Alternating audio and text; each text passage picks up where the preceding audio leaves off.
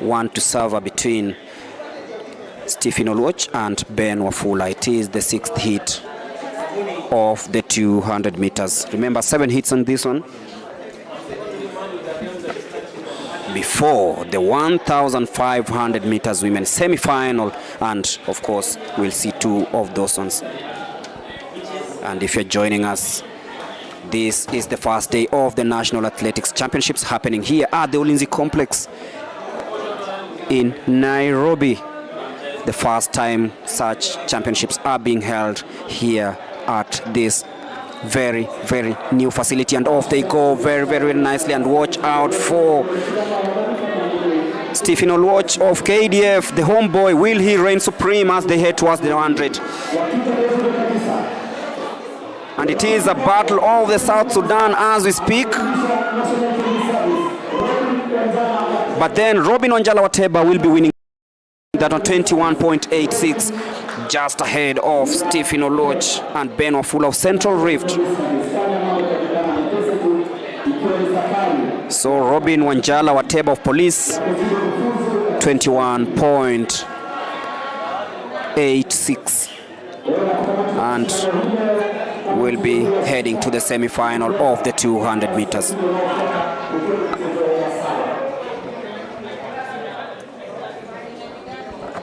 There we go. Started rather slowly, but then picked up the pace towards the home stretch into the 100 meters. And it was Robin Wanjala who timed his run really well from way back. He saw Keith Raymond Mochama trying to come through the outside, but then made sure that he stayed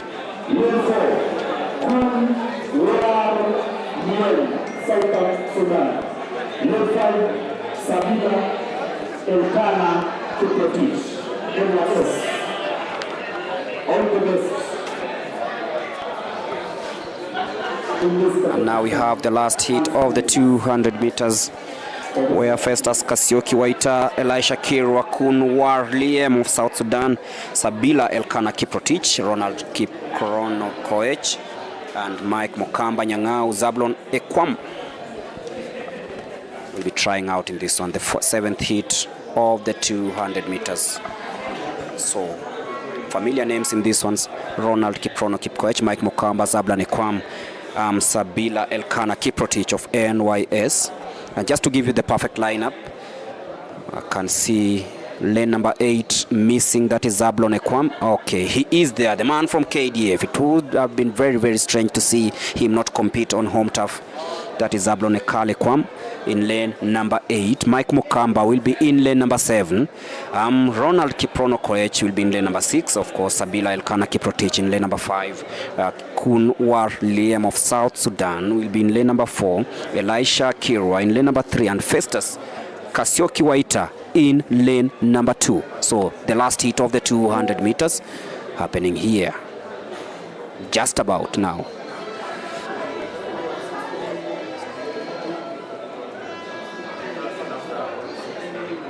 And there he goes smoothly, and Ekwam off like blistering lightning. It is Ekwam, it is Mokamba, it is Kiprono Koech. Quite a battle here, but then Zablon Ekwam just trying to ease past everyone else. Mokamba trying to come, but then it will be Zablon Ekwam finishing just ahead of Mike Mokamba Nyang'au, 21.23. So it is KDF 1, KDF 2 in the last heat of this 200 meters.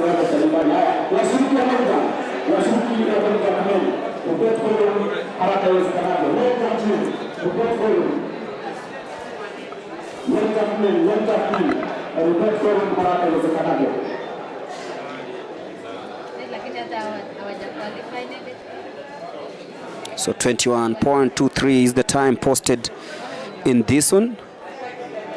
So, and that signals the end of the 200 meters. Hits both men and women, and that's how it went.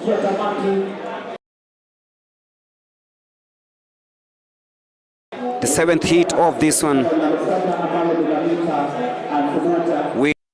It's Zablon Ekwam winning. The beautiful images there of the Ulinzi complex hosting the national championships for the first time ever.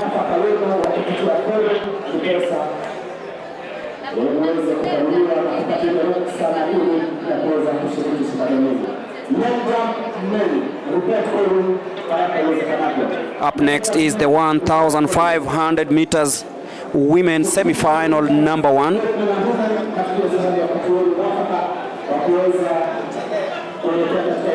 3.5 laps of this one. Kenya, the world champions in this one, courtesy of Faith Kipyegon. But then new stars are born daily. Faith Mwende, Josephine Sampaio, Abigail Chepnagei, Nora Kipyegon, Karen Chebet, Miriam Chemutai, Emily Kemunto, Mercy Chepsoyo Jamgor, and Nelly Gemeli. That is the start list of the first semi-final of the 1,500 meters. There will be 2 semi-finals of this one. I'm informed that is the start list for the second semi-final. But in the first semi-final of the 1,500 meters, 11 athletes starting. Consolata Cheruto, Viola Chebleting, Winnie Chebet, Faith Chebet, Tekla Cheserek, Sharon Kipchumba, Chelangati Sia, Mary Nyang'au Ekiru, Alfonsia Manani, Caroline Nyaga, Opicho Sharon Opicho of Western.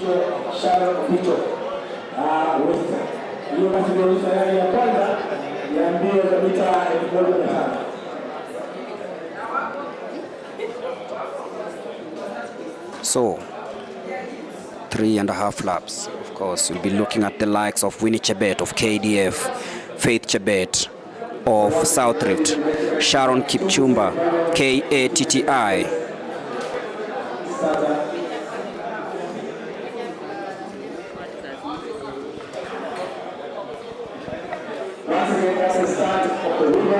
And off they go.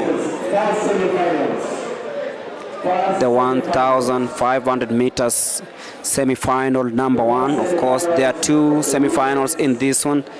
11 athletes battling out in this one.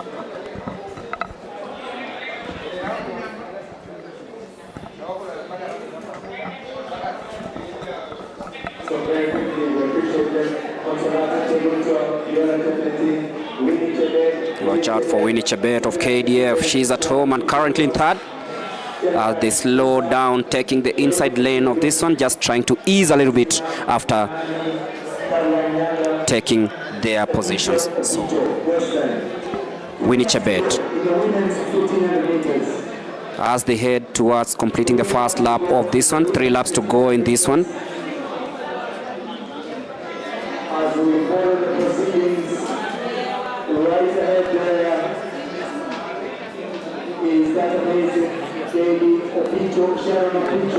Opicho Sharon Opicho currently in the lead, but then from the South Street, Faith Chebet in second place. Winnie Chebet of KDF still hanging in there. That is Opicho, and Viola Jepleting of Central Rift currently taking the lead.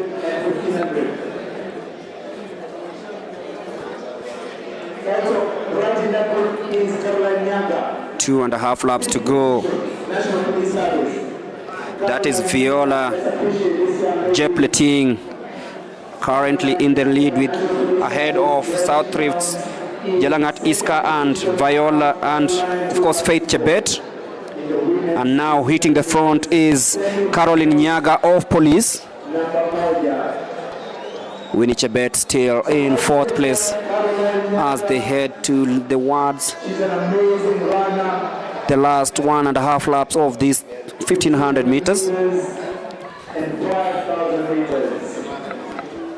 The split of 2 minutes 15 seconds, and that is Caroline Nyaga in the lead, and then just ahead of Mary Nyarwayo Kiro of Central.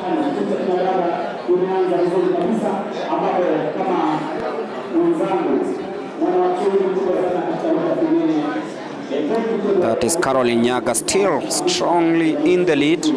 Winnie Chebet currently in third.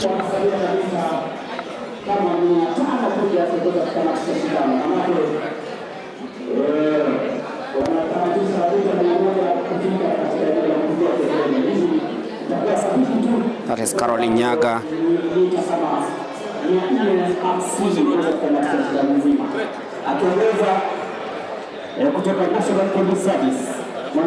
That's Caroline Nyaga hitting the bell. Winnie Chebet currently in third.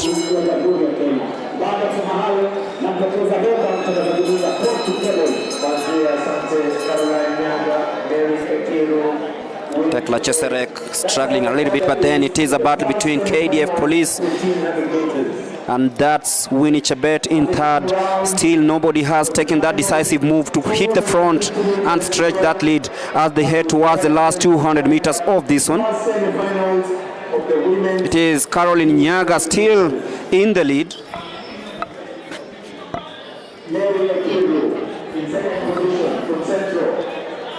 Mary Nyarwai of Central in second place, sandwiched in between Winnie Chebet and Caroline Nyaga.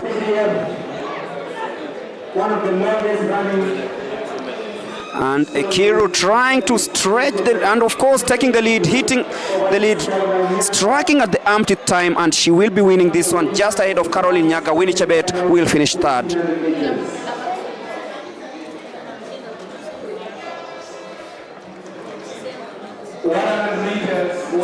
Tactical there from Mary Nyarwai of Central, just to edge Police, Caroline Nyaga and Winnie Chebet. So that signals the end of the first semi-final of the 1,500 meters, and we have one more to go. 800 meters, semi-final for women and men. Your time is up. It's time to prepare yourself for the semi-final of the 800 meters for both men and women. At this juncture, 100 meters, men and women to report at the call. The second semi-finals, women 1,500 meters. Faith Mwende, coast. Josephine Sabio, coast.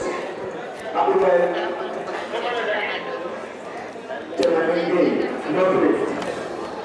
Nora Tudiogo, Central. Karen Chebet, Prisons. Miriam Chemutai, Nyanza South. Emily Kemunto, NYS. Mercy Chemdol, Central Rift. And Nelly Temeli, Kati.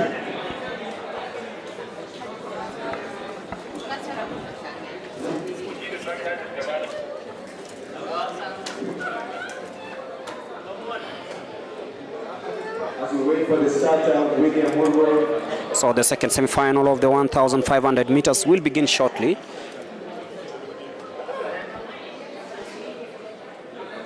As we wait for the starter,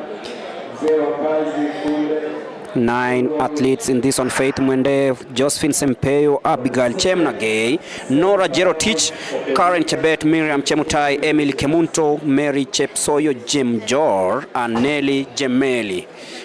That will be followed closely by the men's 1,500 meters, 2 semi-finals.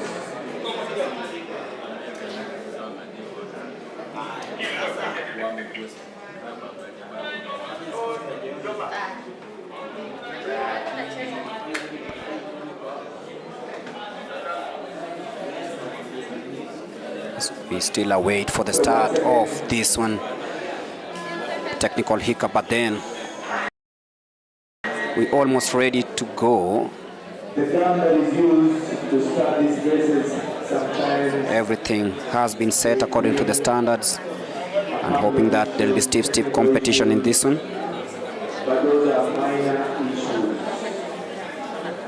As we slowly and surely get this amazing day.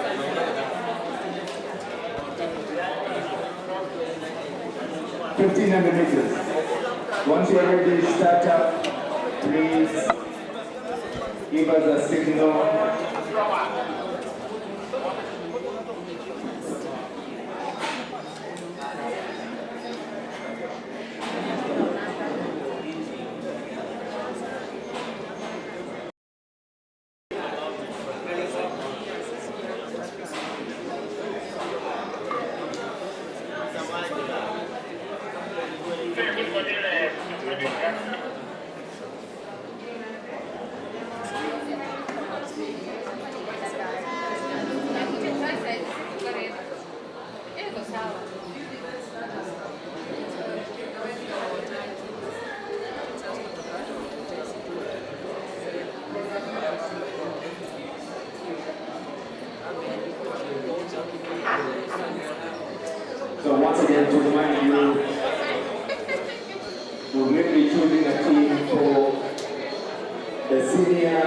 Championships, Africa Championships to be held in Cameroon. So you wait for the start of the 1,500 meters. Remember, the first one has just ended.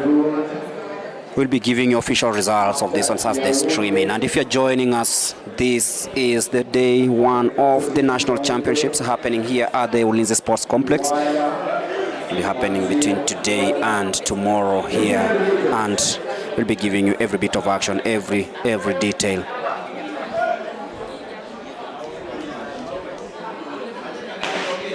And now we go, the second semi-final of the 1,500 meters. 1,500 meters.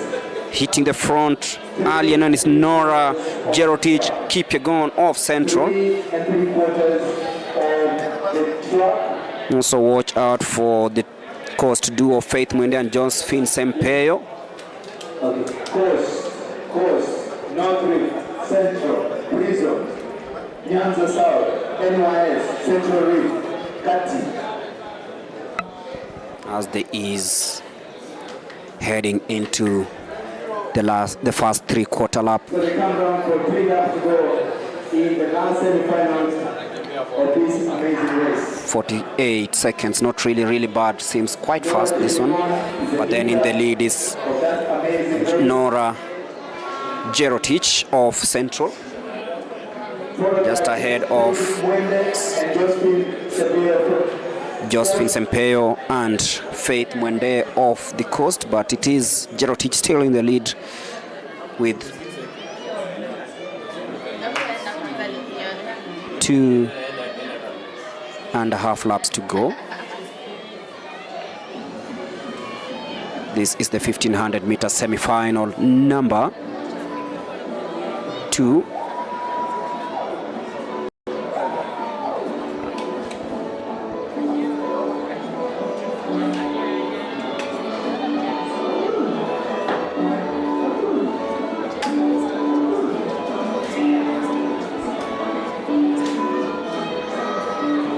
Now hitting the front is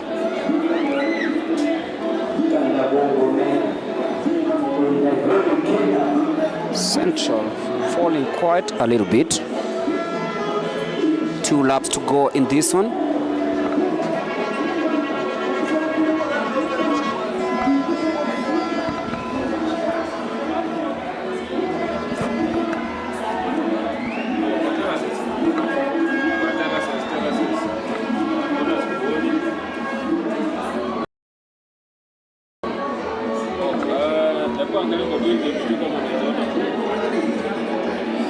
That is Nora.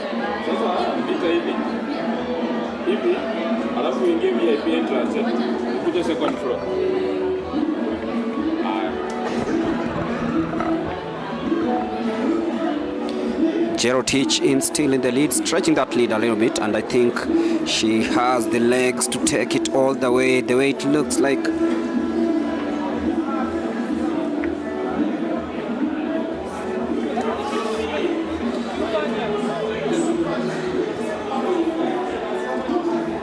Tekla Cheserek of Prisons also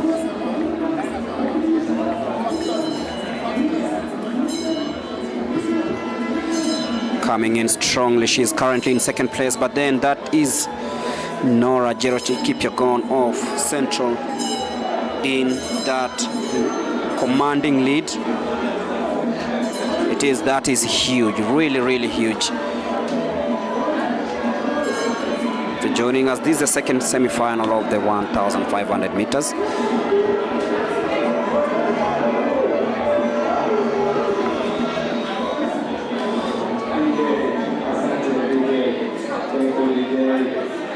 Once again, the last semi-finals, we went 1,500 meters. Let's appreciate this lady as she comes to conclude. And now heading to the home stretch. It is in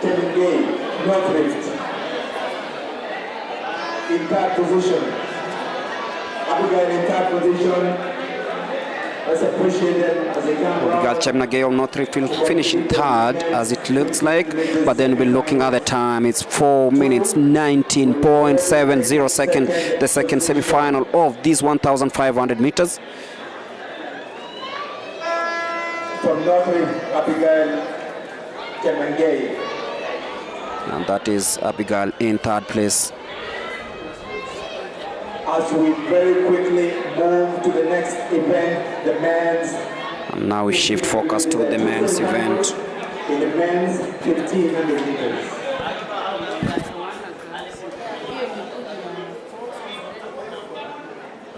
Two semifinals for the next event.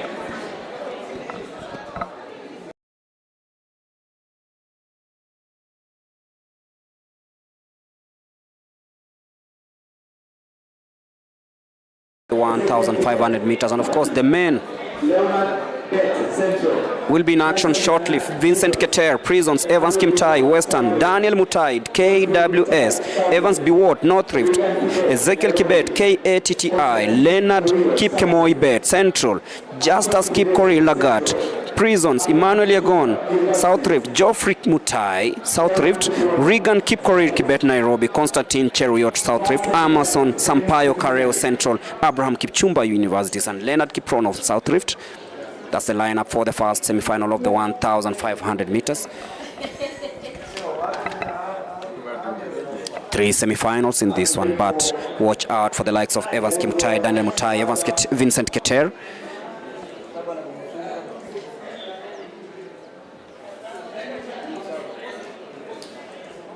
Who will book a ticket to the final. We are waiting for the timekeepers to get ready before we start the race. Timekeepers, raise your white flag. Esther Kabaya, Asante, thank you. So Vincent Keter, Leonard Bet, Emmanuel Yagon, Geoffrey Kipkori Mutai, and off we go, the 1,500 meter semi-final number 1. The track. 3 3/4 of the track. Very quickly. It's push and shove as they try create space for themselves, and that from the outside is Vincent Keter from Prisons. Really strong, a strong start from the man from Prisons, of course, also a specialist in the 800 meters, but now focusing on the 1,500 meters. And that is Leonard Bet of Central. It is Keter. Leonard Bet, of course, there's Regan Kibet of Nairobi. But the finals of the 1,500 meters take place tomorrow, right here at the Ulinzi complex.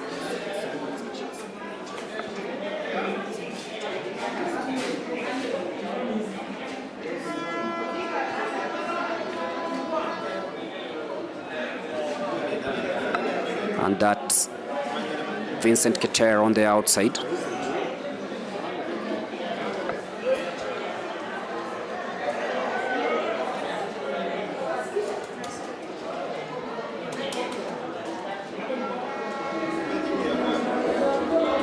Still very close to tell.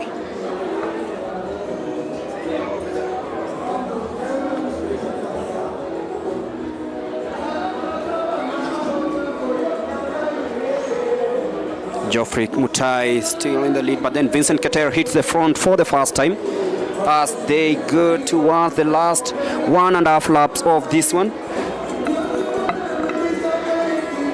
Leonard Bet just falling a little bit, but it is Vincent Keter currently in the league. He looks really strong, this young man, representing Prisons at the moment, but it's not yet decided.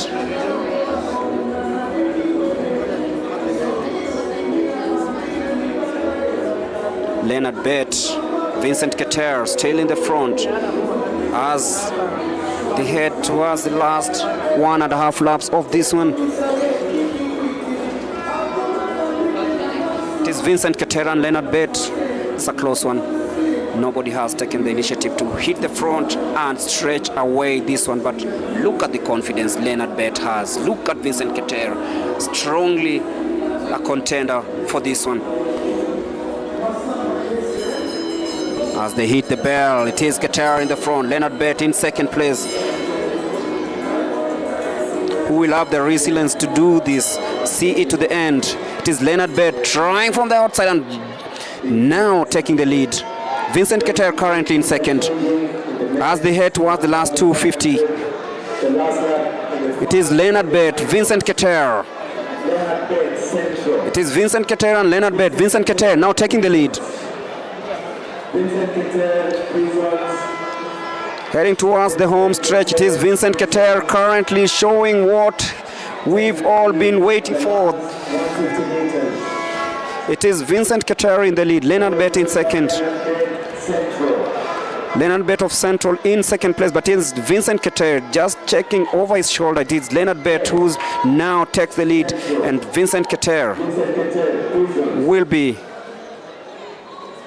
It is Leonard Bett who wins it. And the man from South Rift, Emmanuel Yegon, coming in second. Remember, there's a certain number of runners to qualify for the finals tomorrow. There's a certain number of runners to qualify for the finals tomorrow.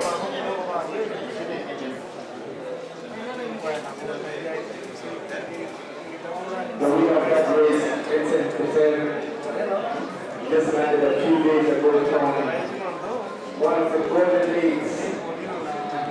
As you await for the start of the second semi-final of the 1,500 meters.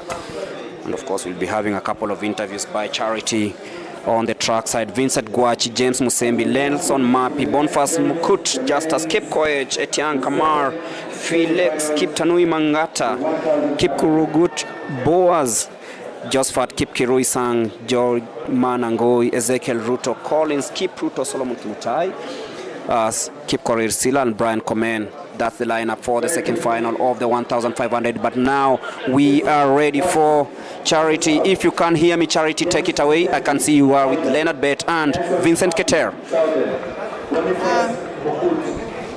We're going to start with Leonard Bett. Leonard, you mostly a 3,000 meters steeplechase athlete. Today you've ran the 1,500. How was it for you looking for speed? Okay, for now I'm trying to find a speed for steeplechase. So I'm a speed steeplechaser. And trying to come back to 1,500. It's not an easy thing, but I'm trying to push it. That's why even just wanted to keep my best even in semi-finals, because I don't know how 1,500 is course. So I'm trying to get a speed. Perhaps your approach as we go for you're doing your build-up for the Africa Championship and the Olympics approach. Okay, my approach is to try and bring back the glory of steeplechase, because that is what we are trying to do as a team of steeplechase. So those are the people who are trying to have their speed. So that's what we seek for. Yeah.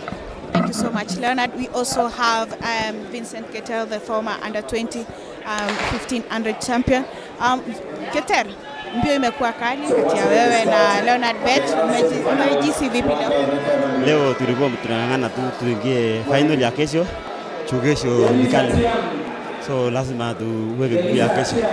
Pia mimi nilikuwa nafika leo asubuhi. Sasa nilikuwa nang'ang'ana tu qualify final la kesho. All the best and congratulations. That was Leonard Bett. He's just won the 1,500 meters. He's saying that he's looking for speed for him to be able to compete in the 3,000 meters steeplechase.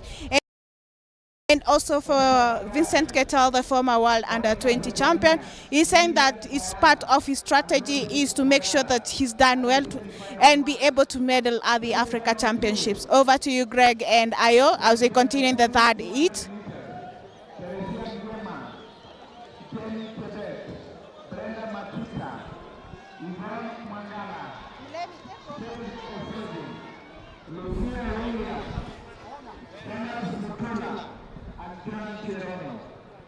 Those are qualified for the 200 meters semi-final 1 and 2 for women. The event will be held later on because we only have 2 days for this event and the athletes must run the semi-final today. So hawa nimesoma majina yao wajitayarishe.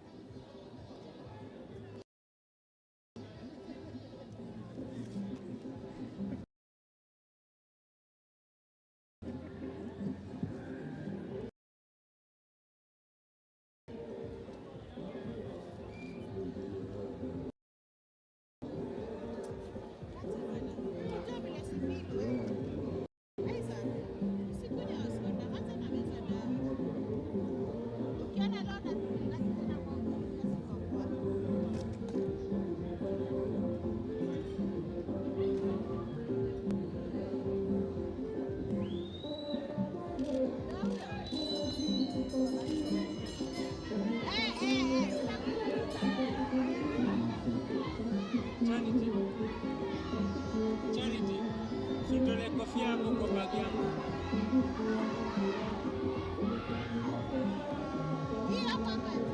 Ya jeshi hiyo.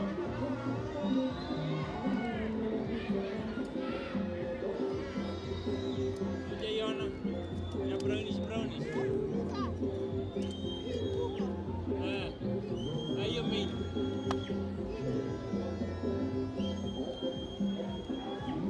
Asi hapo hiyo main, hiyo kubwa. Hiyo kubwa.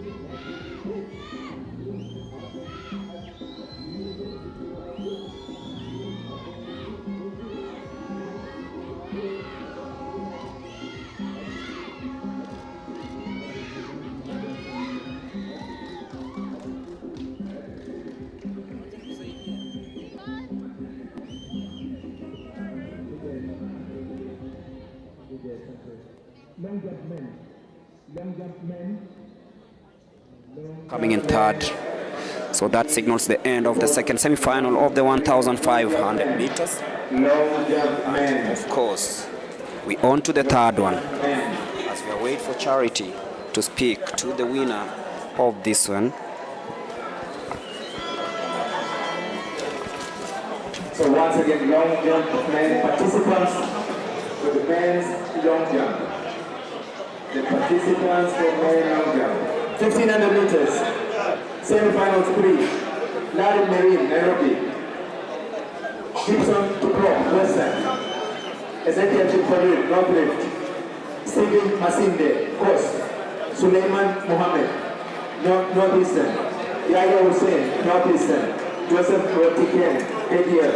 Ezekiel Letaya, Northeastern. Kipsang Pichu, Central Rift. Kalisa Sidiwa, Police. Kipimo Meibei, Police. Timothy Teruya, Prisons. And I'll be taking you over to the track side for the interviews with Charity. So Charity, if you can hear me, take it away.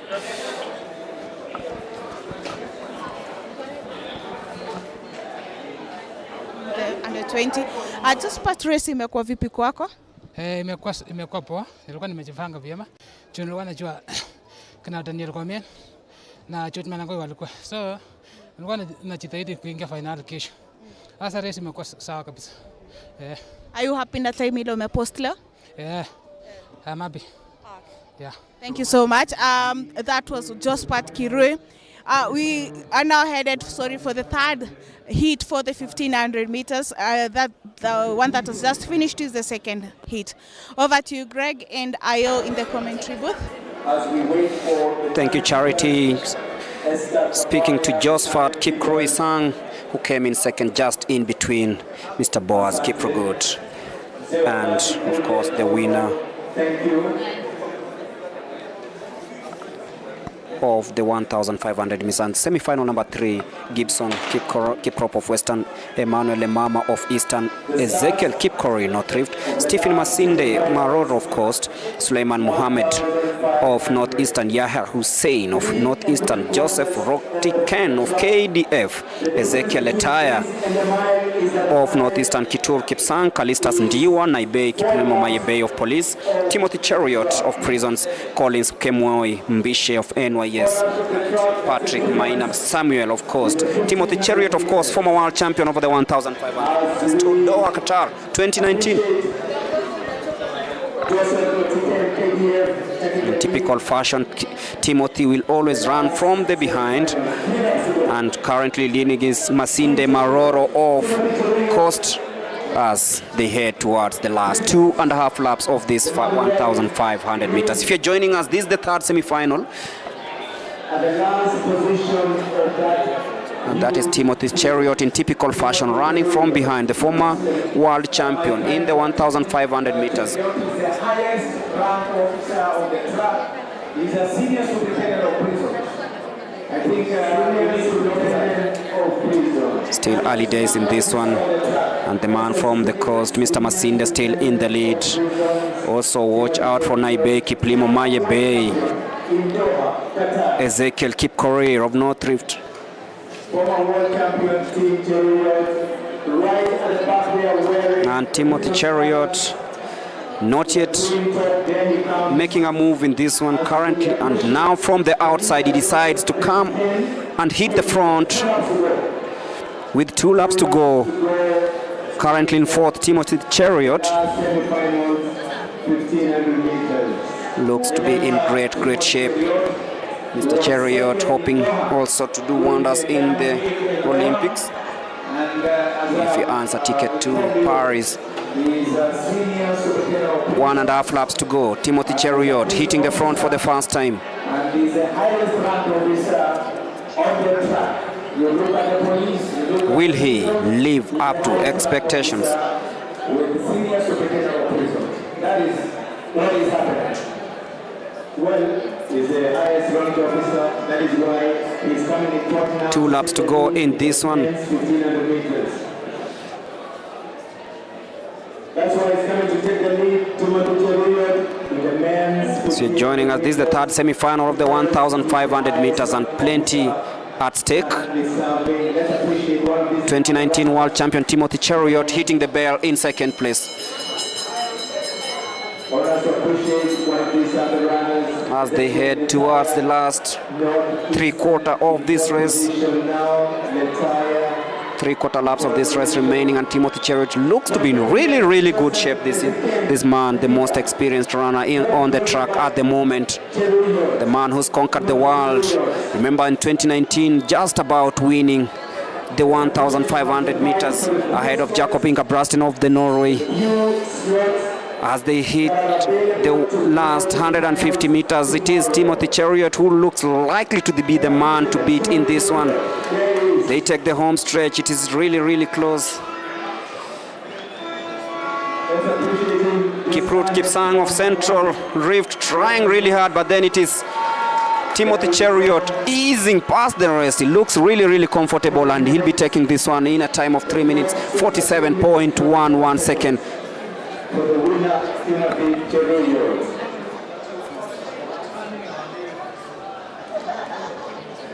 As we continue to mention, of course, we'll be waiting to hear what he has to say. Timothy Chariot, winner of the third semi-final of this 1,500 meters. Tuwe is here to make sure everything is done well in a military style. Everything goes as per the military rules here at this amazing stadium. We appreciate you, Lieutenant General, retired. As we quickly move to the next event, long jump, men. Long jump, men. And of course, we'll be handing you over to Charity to speak to Timothy Cheriot. Charity, if you can hear me, take it away. Let me take it away. 100 meters women. Remember, we have 2 days to complete this championship. Charity tells me 3 days. we'll have an interview with Timothy Cheriot later on.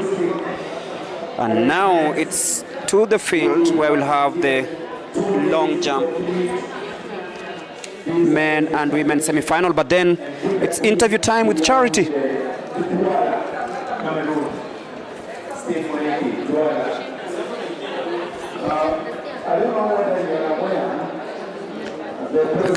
I can hear you, Charity. You can just take it away, Charity. Preparing to speak to Mr. Bernard Ouma. Take over, Charity. I'm joined here by Coach Bernard Ouma. Coach, you've watched the 1500-meter race, both for the ladies and the men. What are your observations, and perhaps where could we improve as we send the team for the Africa Championships? Okay, Charity, this is a culmination of a series of weekend meets that Athletics Kenya started way back in February. So at the moment, the reason why I like nationals, because we have a field from the very deep field and the shallow. So majority people are here to, first of all, is to having an equal opportunity to join and run with the elites. Other people are coming here to build up, more so for the African Championship, which I think is part of the trials. Remember, Kenya is defending both the titles, on the men and women as well. And then other people are building up to the diamond leagues, which are coming in. On the 25th, we have Prefontaine. Then on the 30th, we have Oslo as well. Like Timothy Cheriot will be in Oslo. So this is part of the build-up. So he will be doing 1,500 meters and 800 meters as well. So it's such a good opportunity that we are all here, joined together with the rest of the fans as well, as part of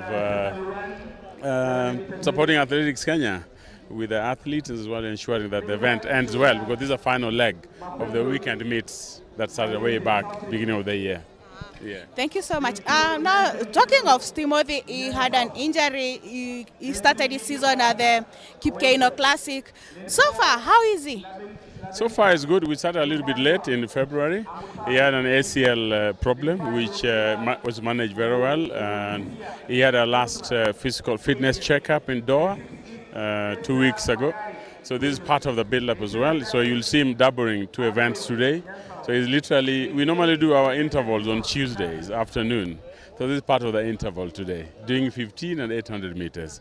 Quite moderate and well controlled. Yeah. So today it's just a normal training day for Timothy? It's a normal training day for Timothy. Okay, all the best and congratulations. Thanks a lot, Charity. Bye. Thank you. That was Coach Bernard Ouma giving us his insight on the 1500 meters for the both men and women. We're hoping that Kenya will be able to defend their titles for the men and women also in the Africa, and also be among the top medals. He's also spoken about Timothy Cheriot, who had an injury, and saying that he is well, he is rehabilitated and recovered well. Over to you, Greg.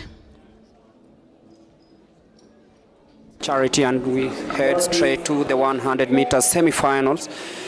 There'll be 2 semi-finals in this one, and of course watch out for the likes of Esther Mbagari.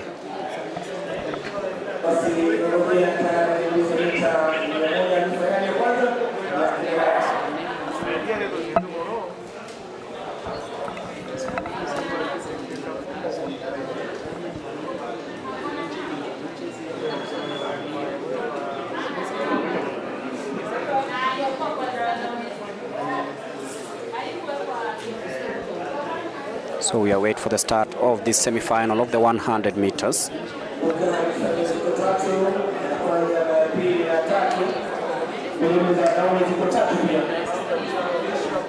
So who will be in the finals?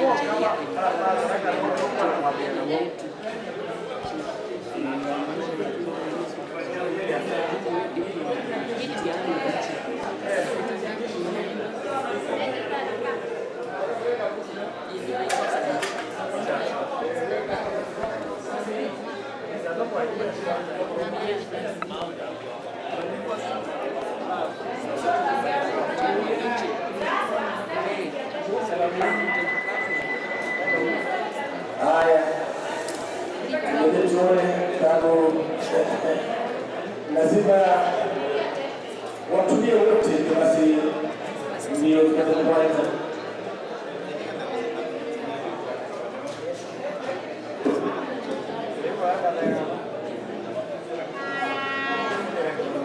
Naona kule lane 4 anakuja itakuwa na yeye shindano lane 4 alameta Dumbado mtaji.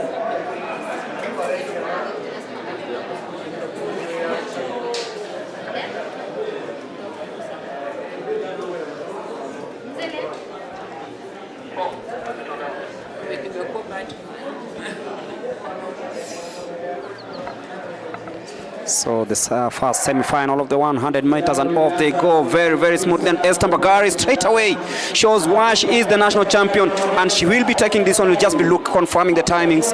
It is 11.81. Esther Bagari of Prisons, winner of the first semi-final of the 100 meters. So she will be in the final tomorrow.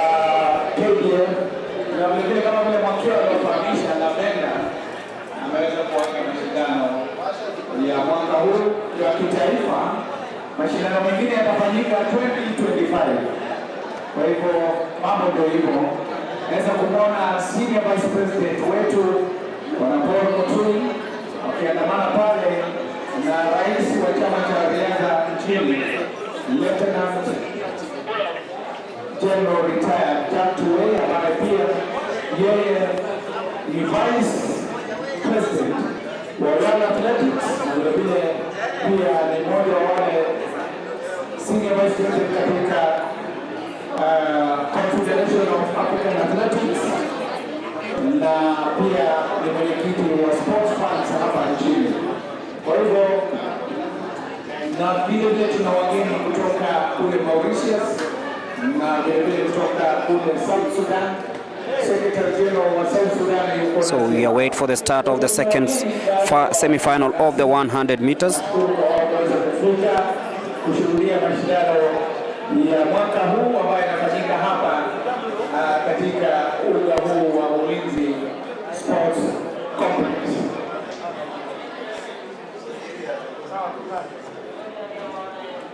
Shabu tumeno waelekea koro. Shabu tumeno waelekea koro.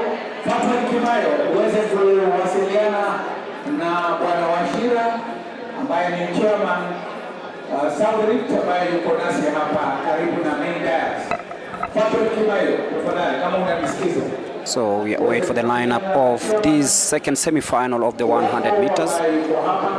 Bwana Washira anakuhitaji kwa sasa.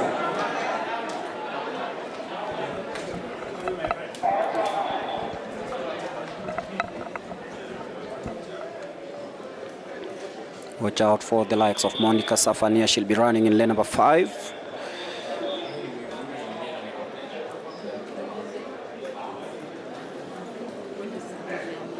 So we are waiting to see who joins the likes of Esther Bagari in the final. And off they go smoothly, and you can see clearly why we are talking about the likes of Monica Sefania coming in really nicely, winning 12.10 seconds. Monica Sefania will be joining Esther Bagari in the final of the 100 meters, and that's done just like that. Of course, we'll be eagerly waiting to see what transpires in the final of the 100 meters, and hoping that, of course, we attain the qualification time for the Africa Senior Athletics Championships to be held in Cameroon. Remember, coming up is the 800 meter semi-final, number 1 and number 2. In the first semi-final, we have Lilian Mapenzi, Purity Chepkoech, Valentin Nasimori, Nakang Penina Lokure. We also have Naomi Jelimo, Janet Wafula, Janet Jepkemo, Isandra Chepkoech, and Christine Komen of Southern.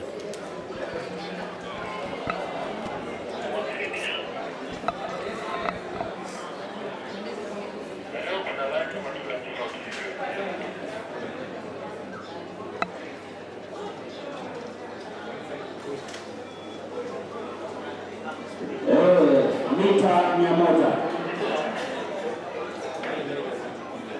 Semi-finali ya tatu sasa, na punde tu baada ya semi-finali ya tatu katika kinadada, shindano tunafuata kwa wanaume, kisha tutaenda katika shindano la mita 800. 800 meters will follow for 100 meters semi-final. Ambapo ni furaha yetu kuwa na mgeni rasmi kwa sasa ambaye si mwingine ila ni rais wa chama cha riadha, Luteni Jenerali mstaafu Turin, vilevile anaambatana na mwenza wake Senior Vice President Paul Uturi. Asante sana, karibuni sana.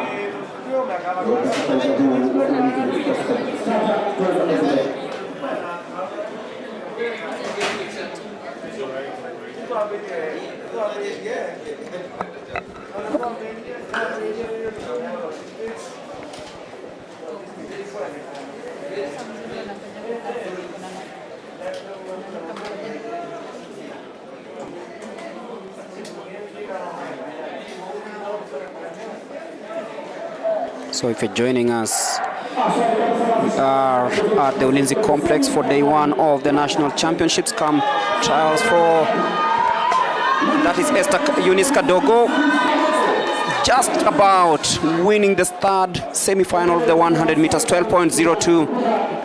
Of course, the former national champion will be joining the current national champion Esther Mbagari and Monica Sefania in the final of the 100 meters. 12.02, the time posted here at the Ulinzi complex.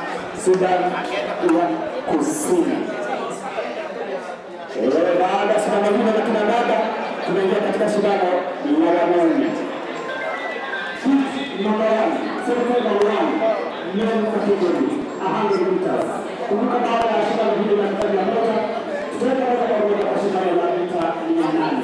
800 meters will follow the 100 meters competition. Semi-final 1, men.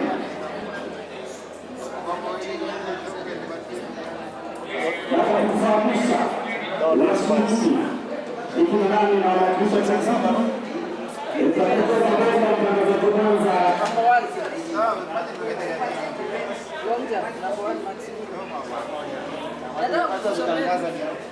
Stephen Moniki ataweza kuendelea sana.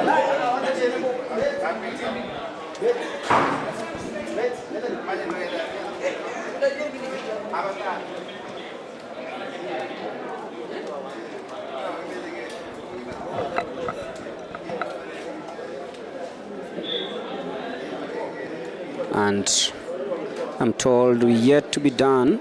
We're yet.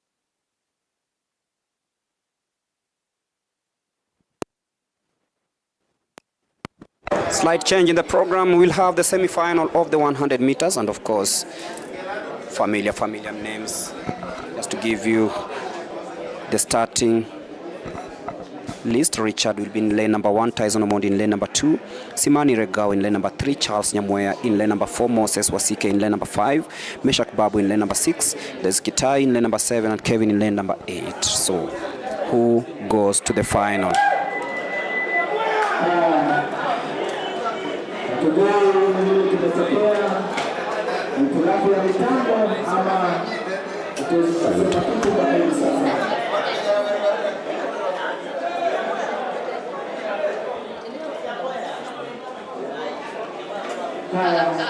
Lakini pale kwa mbali tujue nini kimetokea.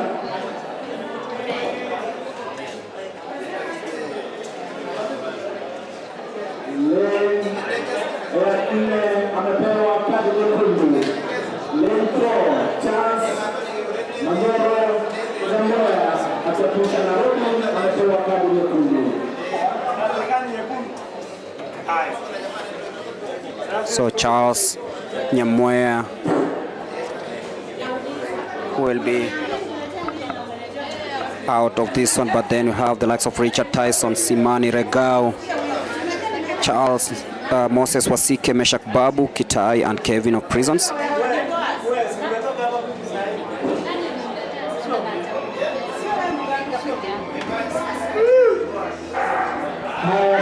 Off we go, Simani Regao off very nicely, but then Meshak Babu comes out, and of course he'll be winning this one. What will be the time? 10.40.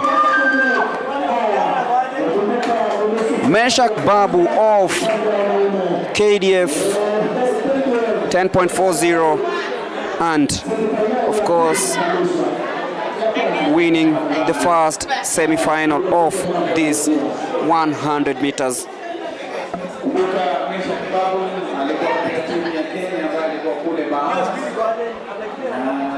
Kijana huyu ni hatari kwa usalama. Ndio huyu kumbuka, Waswahili wanasema mchezo kwa utuzwa, na jamaa yuko nyumbani hapa, kijana wa KDF, lakini naambiwa hapa na officials hapa lazima akate akiwa wakati nafasi ya kwanza. Tunapenda mchujo semi-finali ya pili. Semi-finali ya pili mita 100. So the second semi-final of the 100 meters.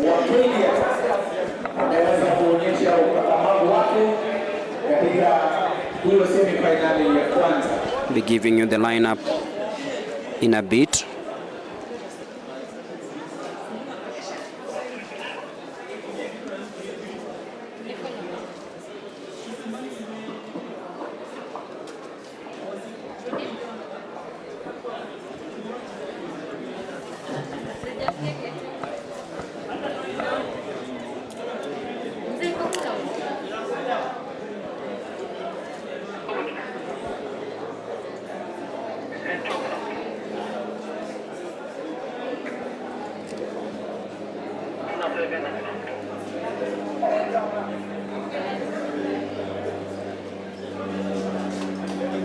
Of course, after the semi-final of this one, we'll have the 800 meters semi-finals, and we'll have the 3,000 meters steeplechase coming thereafter, before the hurdles for both men and women, the 100 meters hurdles and the 110 meters hurdles, and the 400 meters men semi-final, and off they go very nicely. That's Marco Tieno easing through 10.46. Marco Tieno is back. He's just won the second semi-final of the 100 meters. He's representing Eastern.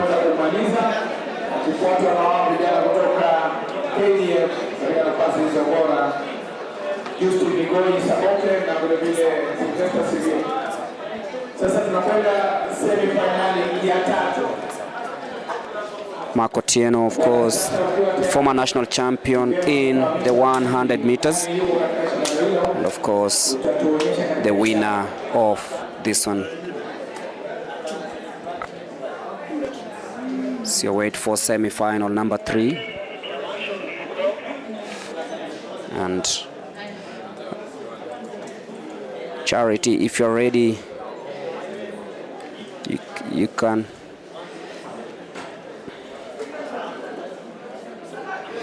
as we wait for the start of semi-final number 3 of this one, the 100 meters. Okay, Charity, take it away. It's been a tough race for you. What's your experience from Bahamas and now? Some experience has been good. I really enjoyed myself in Bahamas, so whichever stretch that I was, I used it to my advantage. So I haven't raced in a long, so I'm just here to see where I'm at. Your approach for the Olympics? My approach for the Olympics is that I still have time, so there's some more races to come. So I'm still working on that. Any international races coming up? I do have Brussels this weekend, then Malta next Friday. Yes. All the best and congratulations. Thank you. That is Mark Otieno saying that he's working on his roadmap to ensure that he is qualified for the Olympics Games as he head for the Africa Championships. Over to you, Greg, as we go for the next semi-final. Final of the 100 meters just about to begin. Stephen in lane number 1, Bernard in number 2, Mark Kangete in lane number 3, Hesbon Ochieng from the Prisons in lane number 4. There's Daniel Asamba in lane number 5 and Obuto Solomon of Uganda in lane number 6. Then there's Musa in lane number 7. But then who joins Mark Otieno and Meshak Babu in tomorrow's final, the 100 meter semi-final number 3.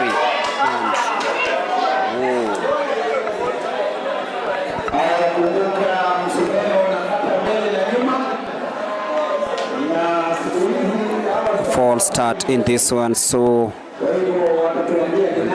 we'll be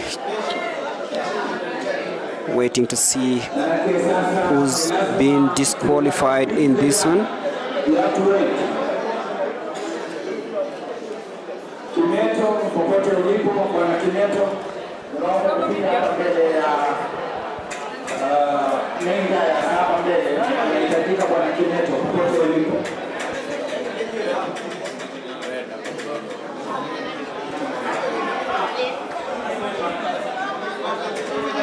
Wana bado wanazunguka hapa na pale, sijui ni nani.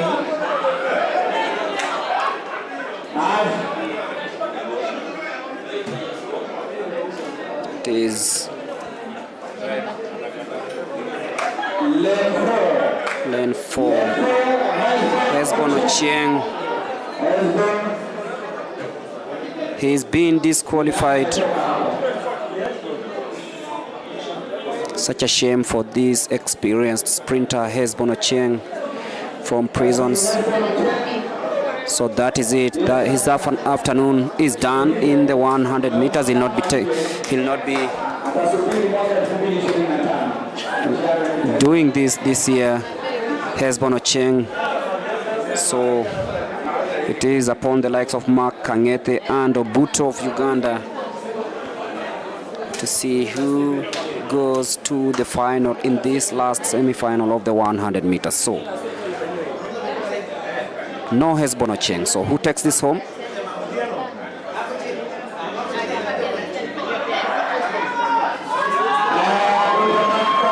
And there you go. Really, really nicely. But then it's Semani Regao just about. But then Mark Kangete and Wasike. That was neck to neck. 10.69.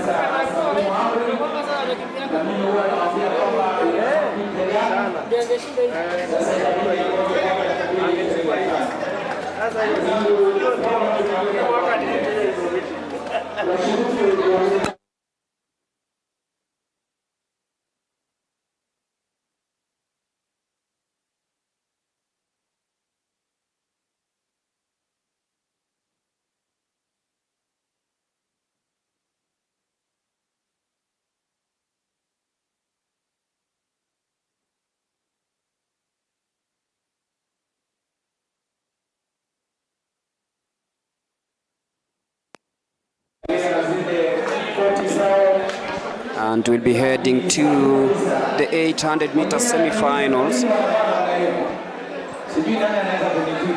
2 laps of this one.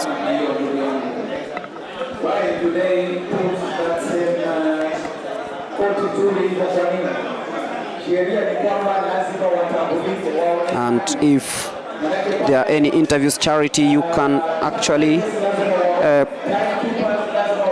get 1 or 2.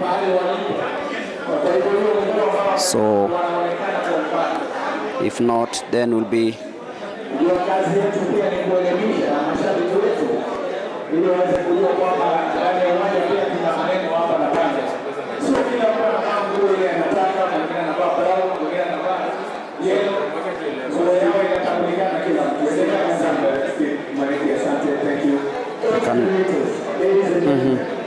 First semi-finals of the women's okay. 800 meters. Lane 1, William Mapenzi, course. Yes, as we head to that is Purity Chepkoech, Valentine Nasimori, of course, there's Nakang Perina Lokure. There's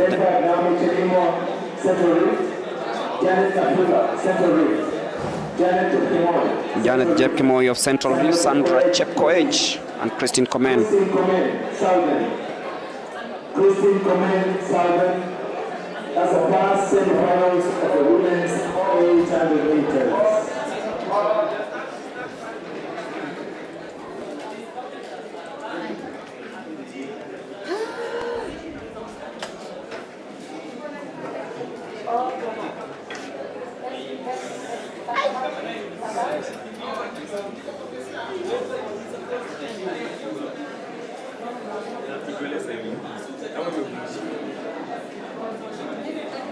So once again, this is the first.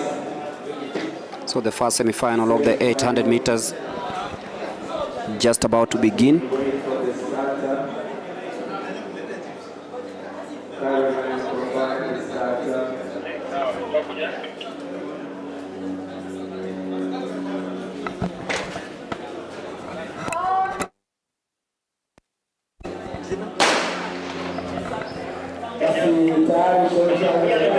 Former world 800.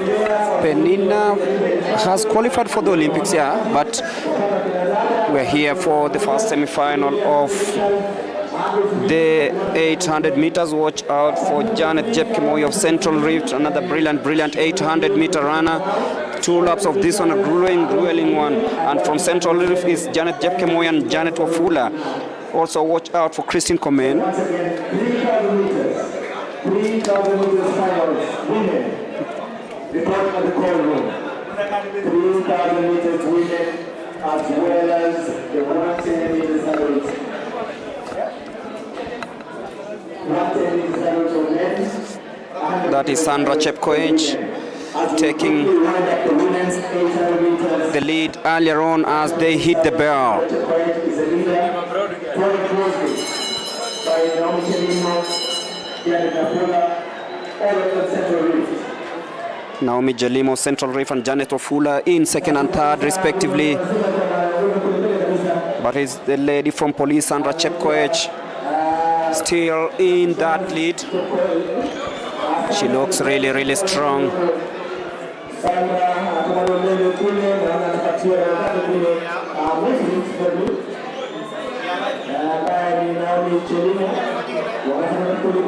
Naomi Chelimo currently in second. It's a battle between Naomi Chelimo and Sandra Chepkoech. So who takes the first position as they head towards the last 100 meters of this one? It's quite slow, but they're really trying hard. But it is Naomi Chelimo of Central Rift. She should be winning this one ahead of the tiring Sandra Chepkoech. So it's quite slow. 2 minutes 7.86 seconds is the time posted by Naomi Chelimo to claim victory in the first semi-final of the 800 meters, just ahead of Sandra Chepkoech of police. Timu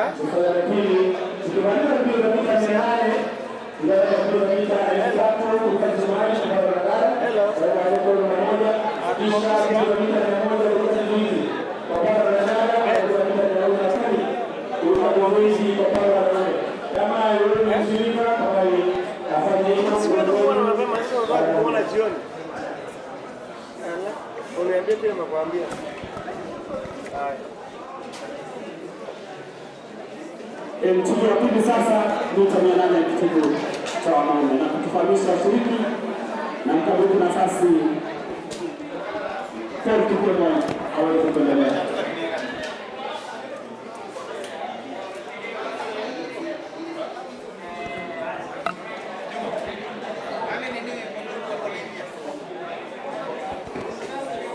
So you wait for the start of the second semi-final of the 800 meters, and of course Charity lining up interviews with Naomi and Sandra, of course, the two ladies from the Central Rift.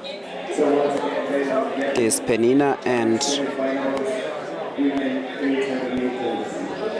so Charity, if you're ready. Lane 2, Lane 3, Western.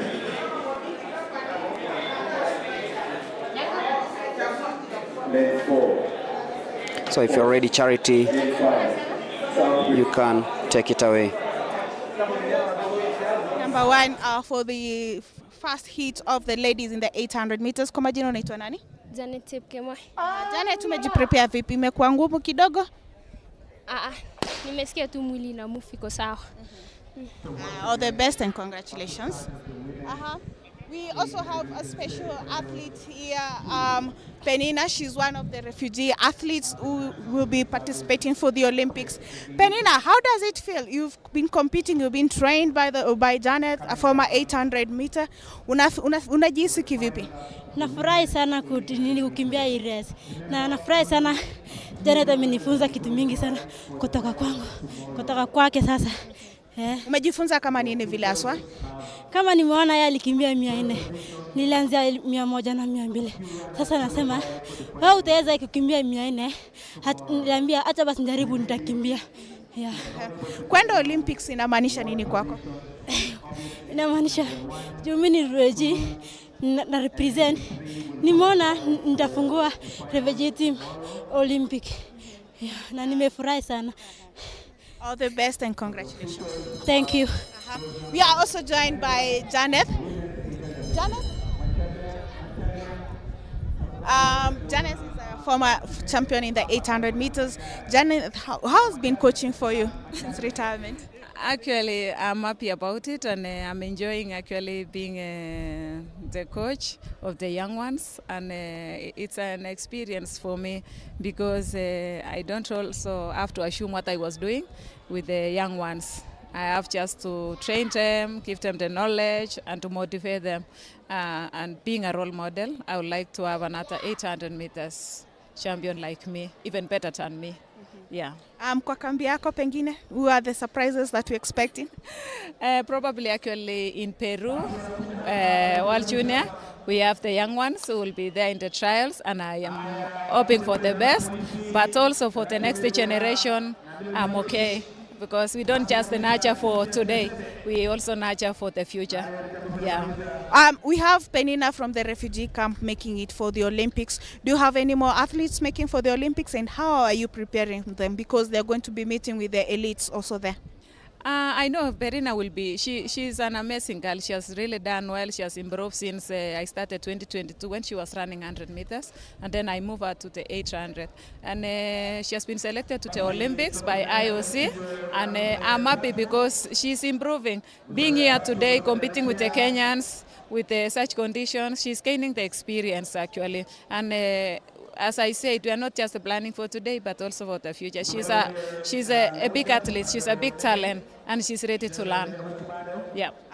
We have the Kenyan team heading for the 800 meters for the Africa Championships. Perhaps tips zile unaweza wapatie, and what are some of the expectations you'd like from them? Anyone going for a championship, they should not assume that because they come from Kenya, they are going to win automatically. Also, the outside world are learning from us and they are coming up very quickly, actually. And I would like to tell them that they need to prepare well. Always we have been beaten at the finishing stage, but I'm happy. Take the example of Mary Mora. She's so good in the last 100 meters, and it has been an advantage. And the other athletes, they need to learn that also. They need to run all throughout the race, but also remember you have to win because of the kick. Yeah. Okay, all the best and thank you. Thank you. That was the former 800-meter champion, Janet Jepkoskei, giving us tips on what Team Kenya should expect. She's saying that, even though you're Kenyan, the win does not come automatically. You have to work hard for it.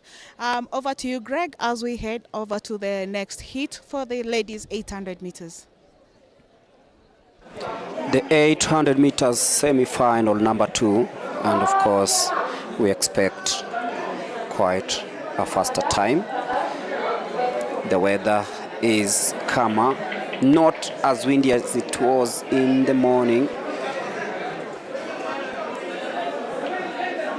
7 athletes in this one aiming to go to the final, rather book a ticket to the finals, and there we go. So if you're joining us, we are in day 1 of the National Athletics Championship happening here at the Ulinzi Sports Complex in the outskirts of Nairobi, just about.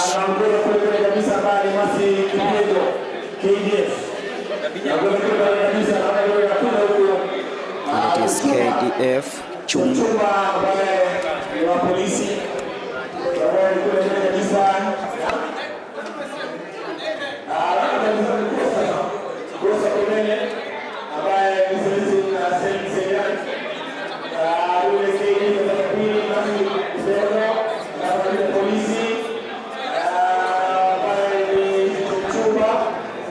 Chumba hits the ball in first place as they take the last 400 meters. It is KDF, Police KDF in 1, 2, and 3 prisons.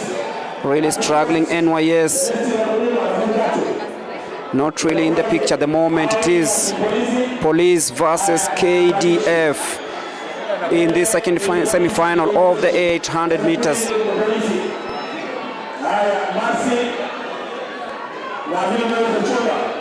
Mercy Chumba of KDF.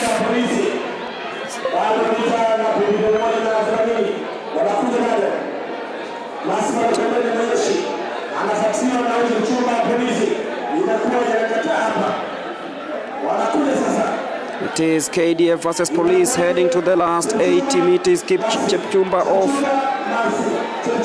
Police trying to shrug off Mercy Kipiego of KDF will win this one. Kipchumba of Police in second place, 2 minutes 6.70 seconds.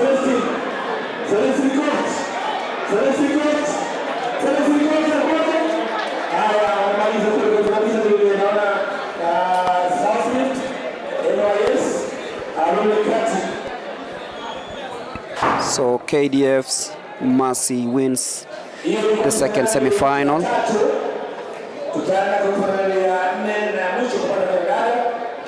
So we await for the last semi-final of this 800 meters.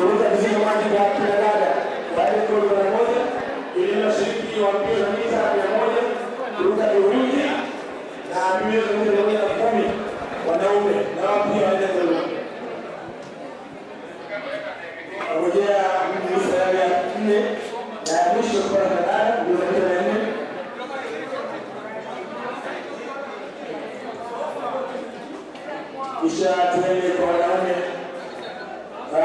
katika mchujo wa 4 na 4.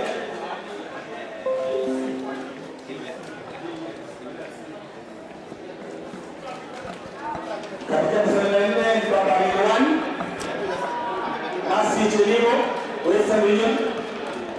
In 2 Rosemary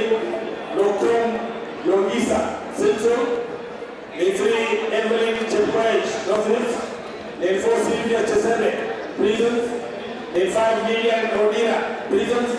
Lane 6, Sandra Chekwech, police. And lane 7, Faith Mukonyo, Salsa.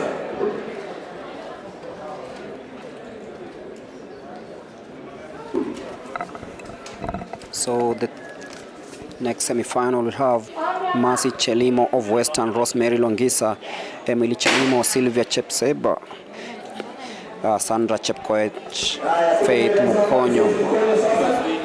And this Linda Odira also in the picture. She represents prisons. Faith Mukonyo also. Rosemary Longisa.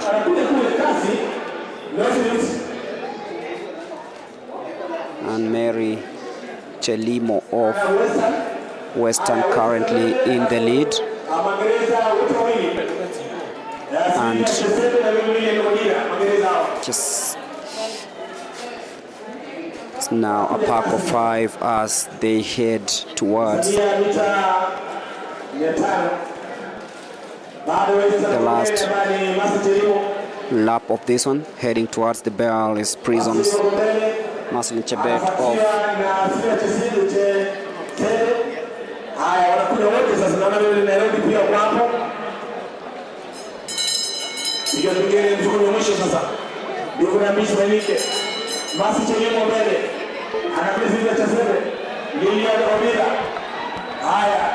it is Prisons 1 and 2 at the moment. Chesebe and Lilian Odira of Prisons.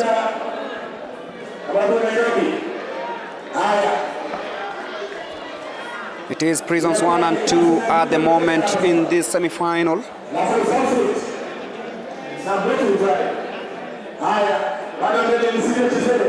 It is Sylvia Chesebe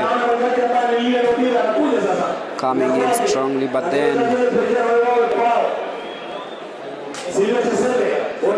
Sylvia Chesebe and Odira. It's Prison 1, Prison 2. The 800 meters. Emily Chepkoech trying really hard, but then Lilian Odira easing past Chesebe. It is Prisons 1 and 2. 2 minutes, 7.31 seconds.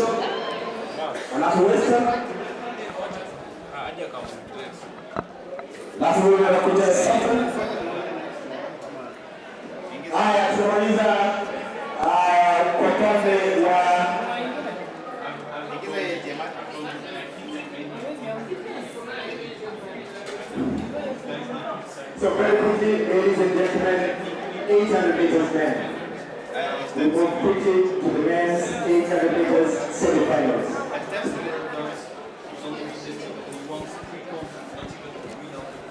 So we head straight to the 800 meters men semi-finals, three of them of course. As they say, no time to waste because things are happening thick and fast. I can see the likes of Timothy Cheruiyot, Vincent Kiter in the lineup for the 800 meters.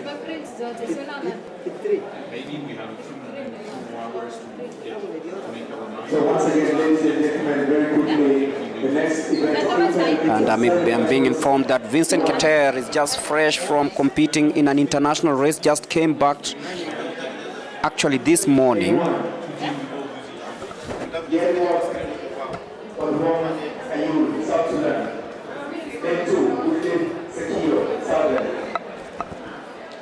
Lane 3, William Ryan Sewa, police.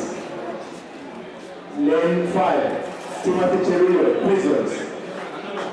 Lane 6, Kenneth Tumata, Southlift.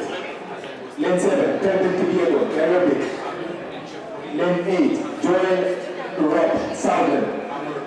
That's the first semi-finals. So for Timothy Cheruiyot, who just won his seat in the 1,500 meters, this will be like a training session for him. Vincent Kiter starting in lane number 3, and this is the first semi-final of the 800 meters, fast and furious. So Vincent Kiter hits the front really well. Luak of South Sudan not really catching up with the rest of the pack as they head towards the last 600 meters of this one. trying to catch up with William Ryan of National Police Service. There he is. It is a very, very, very fast 800-meter semi-final. And as we said earlier, these runners must be aware. Remember, Keter and Chariot, they've already participated in the 1,500 meters, and they seem to be really, really strong as they hit the bell. And it is the last lap of the 800 meters semi-final.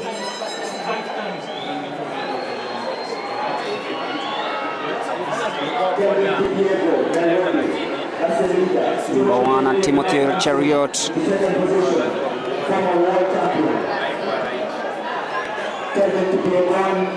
Just behind Kipyegon. Vincent Keter currently in 4th.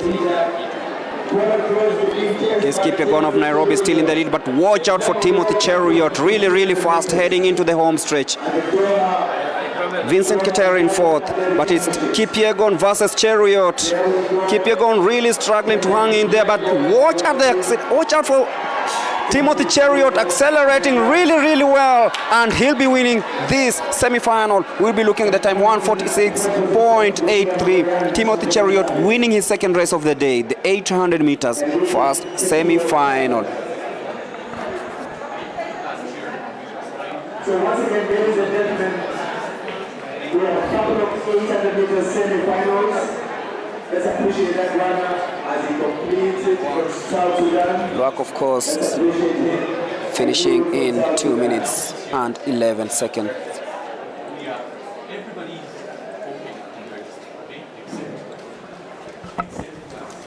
And very quickly, let's clear the start line for the next race.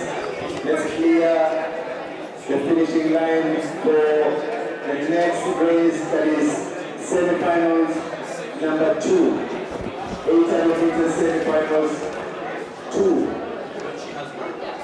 And as we said earlier, the finals will be made up of the first and second position. The officials will clarify that so that the athletes make it to the finals. 800 meters. Semi-finals 2. In 800 meter semi-final number 2, Kenneth Kimutai of KATTI in lane number 1. Abraham Kipchumba in lane number 3. Patrick Maina Samuel in lane number 4. Irakunda Fabrice of Burundi in lane number 5. Nicholas Kebenei Kiplangat in lane number 6. Stephen Mutai in lane number 7. And Bidi Boot of North Rift in lane number 8. And of course, before it starts, we'll be heading over to the track side. Timothy Chariot and Charity. So those are the participants of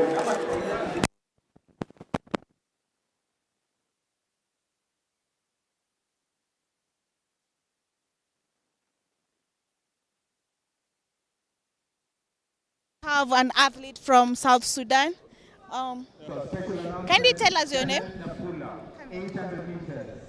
My name is Jogashwil, South Sudan. Yeah. How was the experience for you? Yeah, it was good. My first time to run with champions, and I said to my heart, I want to do my best. That's what I did. Are you happy with today's results? Yeah, I'm happy. Indeed, I'm happy. Yeah, happy to race here, and I hope next time I'll be with the guys in the park. Yeah. All the best and in your future endeavors. Thank you so much. That was, and we had Timothy Chariot and also an athlete from South Sudan. We also have athletes from other countries, Uganda, and we had also a Briton competing here at the championship. And we're encouraging more and more countries to come and join us. It's a big family. We would like to see them compete here in Kenya. Over to you, Greg, as we continue the next heat.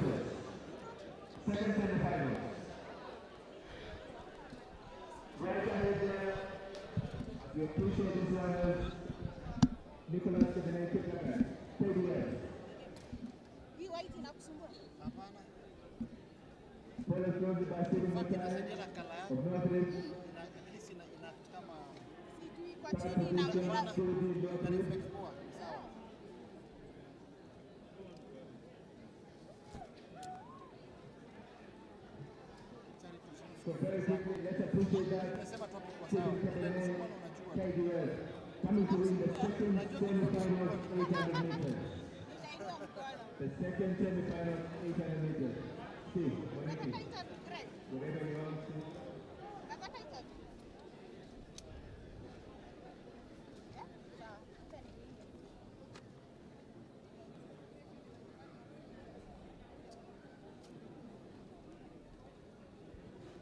Basi semifinali ya pili imekamilika.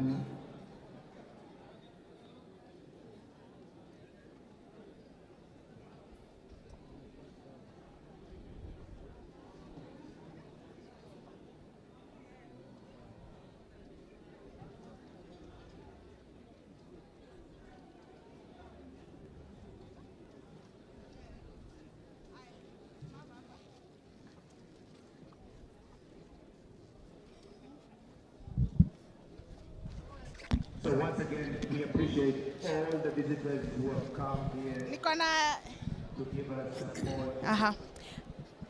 Thank you, Greg. Kebenai, how does it feel for you? The race was a bit fast for you? No, it was not fast. Just making to finals tomorrow and see what will come tomorrow. Yeah. What is going to be your strategy? Because we have some good athletes also competing in the trials for Africa. We don't have the top grim of the athletes like Onyonyi, and I don't know what time we'll run tomorrow, but we are aiming to qualify for Olympics. Yeah, sure. Okay, all the best and congratulations. Thank you. That was Kebene talking about his strategy, hoping that he'll be able to make it for the team for Africa and probably qualify for the Olympics. He's saying that he's not sure of how the weather will be tomorrow because earlier on in the morning it looks like it wanted to rain. And over to you, Greg, as we head for the next heat.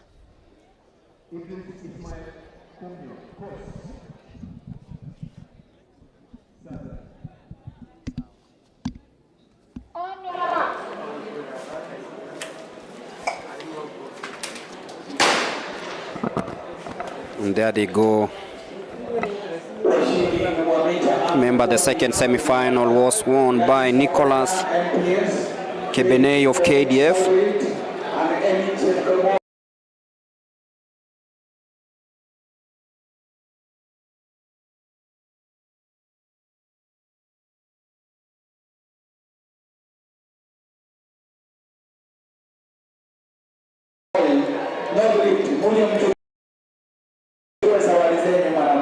In the second and the third semi-final, remember,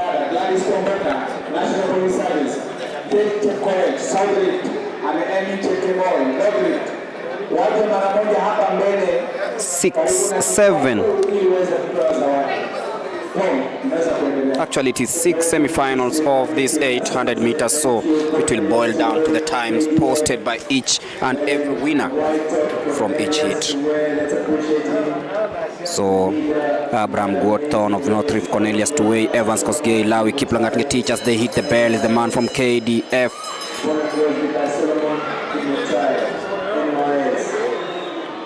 Solomon Kimutai currently in second place, but Idris Kuyo of Coast trying really hard, but then Cornelius Tuwei of KDF stretching that lead just about ahead of the likes of Lawi Kiplangat who is currently in third place.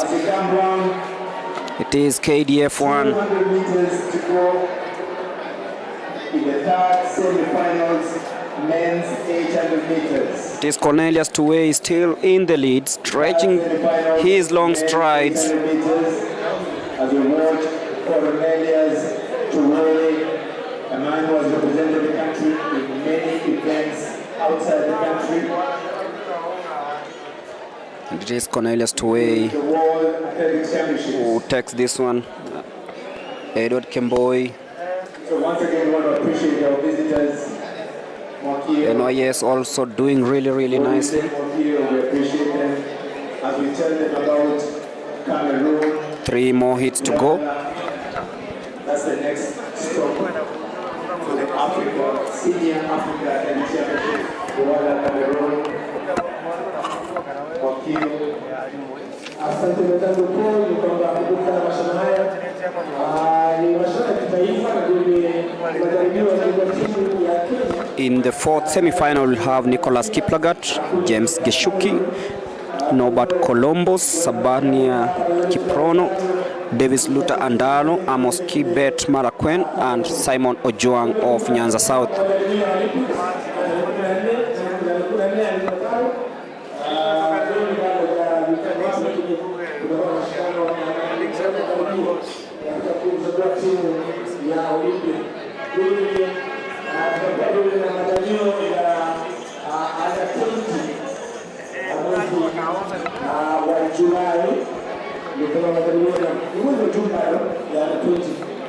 In semi-final number 5, of course, the likes of Alex Ngeno, Alin Pasare, Brian Kipto, Clifford Kipkoech,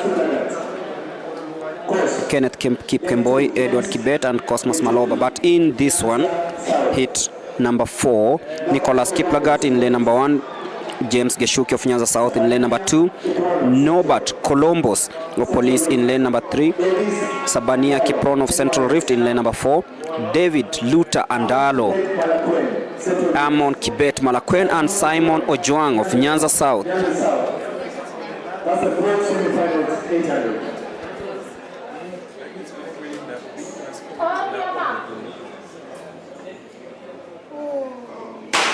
And off you go, the fourth semi-final of the 800 meters. Nicholas Kiplagat, of course.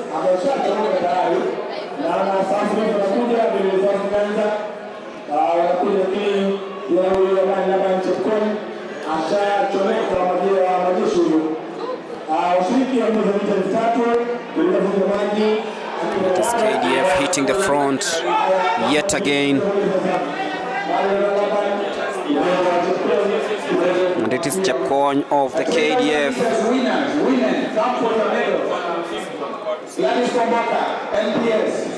And it is Columbus of Police currently in second place. Is KDF Police NYS as they hit the bar.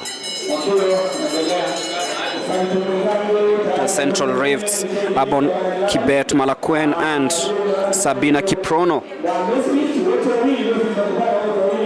But then Chepkony of KDF just tells them that this is home. I'll take charge of this one. So it is KDF, Central Rift, Central Rift.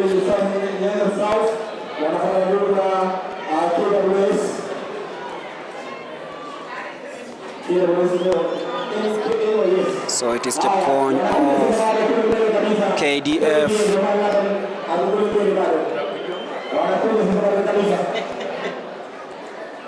As they take close control of this one, is KDF. That is Chepkony just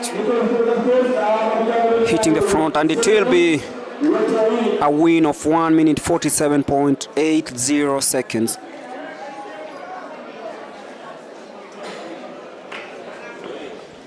Haya tayari ndio finali ya 4 hiyo, pamoja kwenda kwa ya 5, kuna paka ya 6.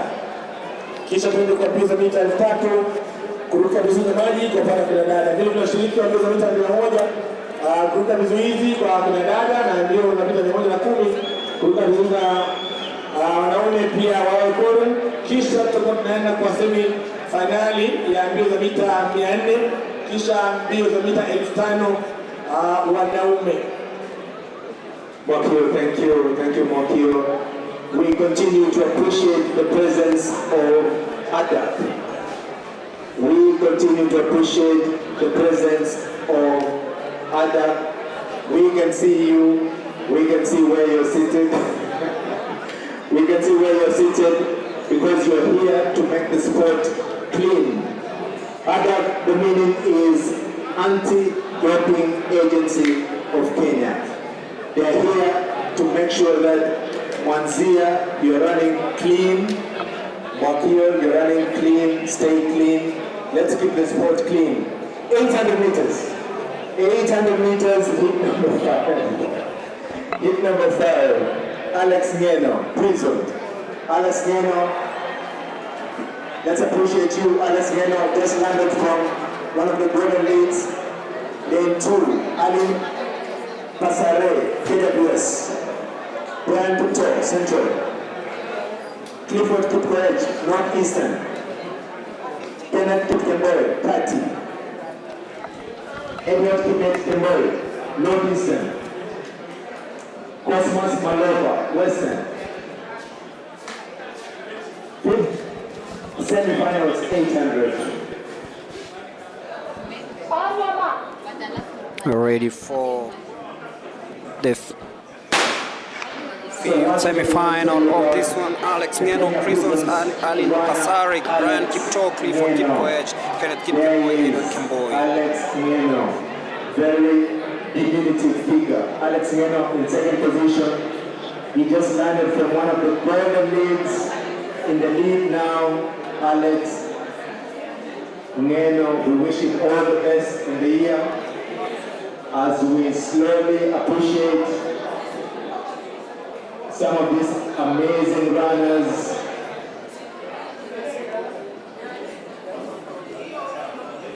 KWS, Central, Northeastern, Clifford Kipkoech, Kemboi from Northeastern. As they hit the bell, that's Alex Pasare. Remember, they keep in mind that only the first two qualify for the finals, plus a few fastest losers. Only the first two qualify for the finals in this amazing 800 meters as we watch Alex Ngeno. Alex Ngeno, 800 meters. He was in the World Championships in Budapest last year. He was in Budapest last year. Alex Ngeno. There he goes. The last 50 meters in the 800 meters. And that is Alex Pasrare of Ngeno of Prisons winning that one just ahead of Brian Kipto. And that signals the end of semi-final number 5 of the 800 meters.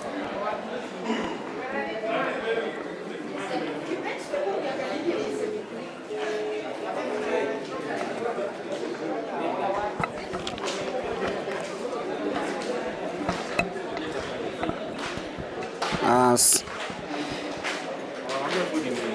we get ready for the 800 meters men semi-final number 6, Tobias Odhiambo of Nyanza North, Amon Kip Kosgei of Western, Alfred Kipketer Nairobi, Alan Kipiego of Eastern, and Jonah Kiprop Nairobi, Peter Mnarumbi of Central.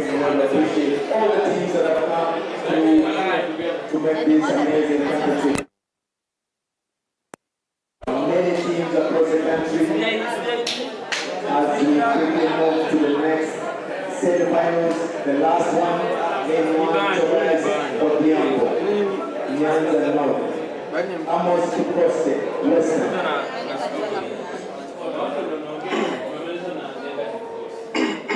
Kipketer, Alfred Kipketer, lane 3, Alan Kipiego.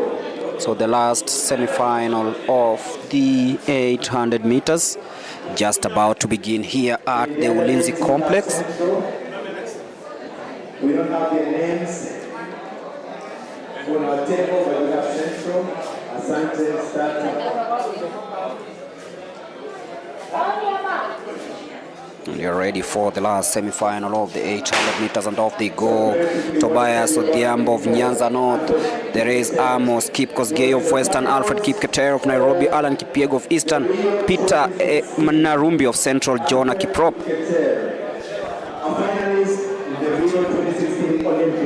Alfred Kipketer, a very, very experienced 800-meter runner, ran in the Rio Olympics, reached the finals, of course, won by the legendary David Rudisha, who is the current world record holder over the distance. The 12 gentlemen in second position. Also runs the 400 meters. Alfred Kipketer is in fourth position now. Finalist in the Olympics in 2016. As they hit the bell, hoping that right now we'll have an improved time towards the last lap of these 800 meters. Alfred Kipketer currently in third. It is the 800 meters last semi-final. 6 hits in this one. So they take the last 200 meters. It is a battle between the likes of Wafula of Prison, Tobias Odhiambo, Alfred Kipyego, Jonah Kiprop of Nairobi currently in second place.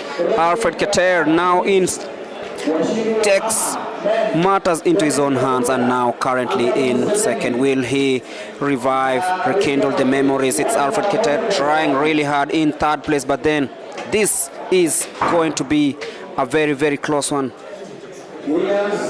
the following event, long jump winner Maximilian Nani, 1 minute 49.17. And that signals the end of the 800 meters. And of course, if Charity is ready with the interviews, it is the time to hear what some of the athletes and of course coaches have to say about today. I'm eager to hear what Alfred Kipketer has to say from Rio 2016. Is he back? What are his aims? What does he want to achieve at the end of the day? And remember, after this, we have the 3,000 meter steeplechase women final.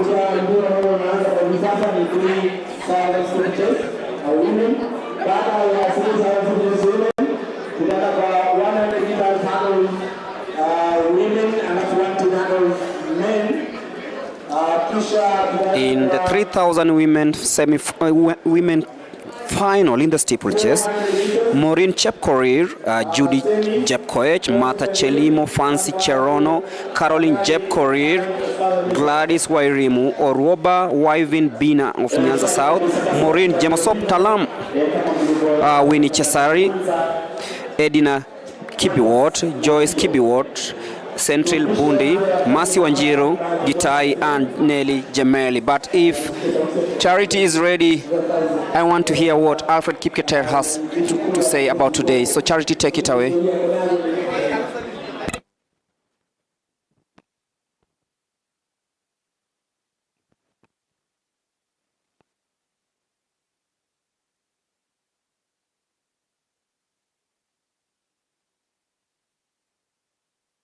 It's yet a moment that I cherish and I appreciate it.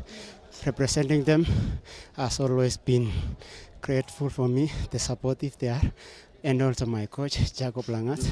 I'm so happy for them. And coming back about the race, coming from the injury that I picked some few weeks before Kipkeino Classic, it's yet a moment I say I'm getting the right direction after getting a good re-up. Yep. And now, what's going to be our approach? You've already made it for the finals tomorrow?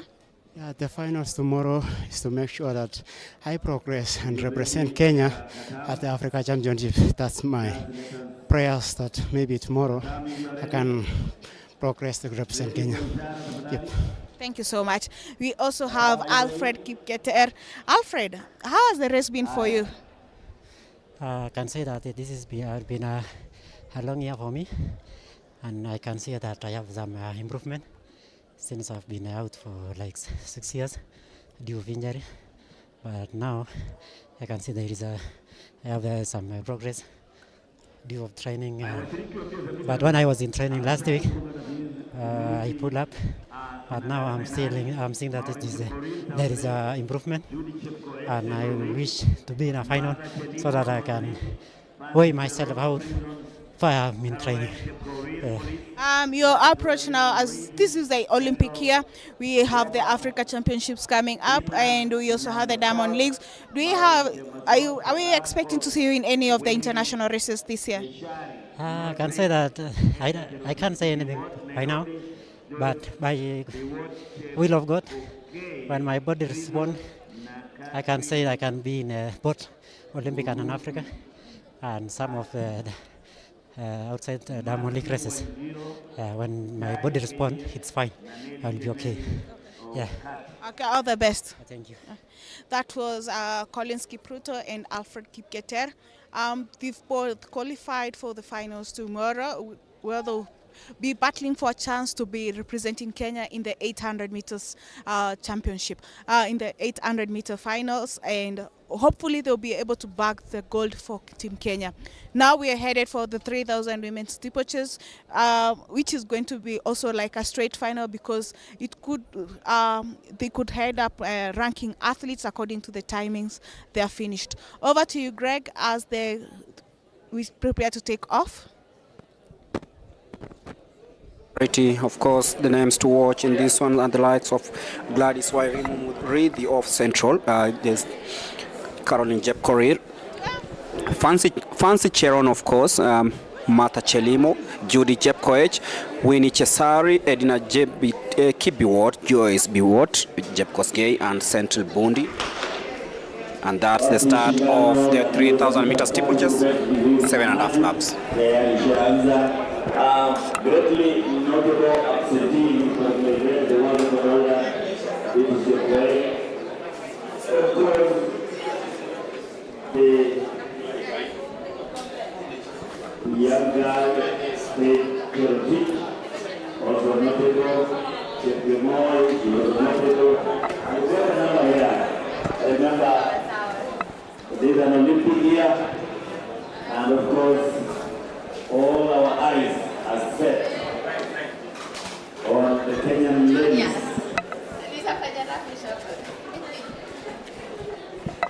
If you're joining us, this is the final of the 3,000 meter steeplechase. And of course, a ticket to the Africa Senior Athletics Championships at stake. And Maureen Chepkorir of South Rift takes an early one here, followed closely by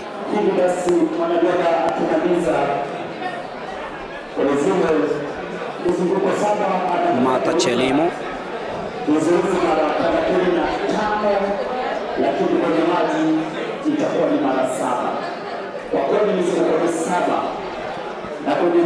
They take the water jump.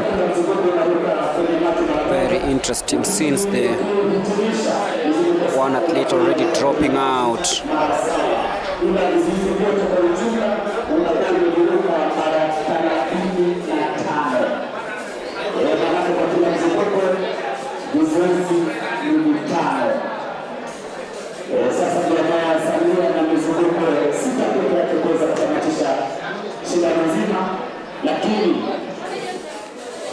Six laps to go in this one.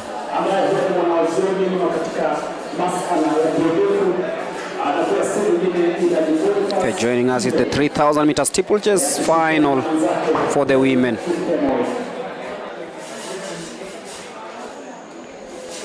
The leading pack still very, very, very, very packed. The steeplechase is an amazing race. The steeplechase is an amazing race, and Kenya currently holds the world record through Beatrice Chepkoech, who ran 8 minutes with 5.5 laps to go. to break the world record.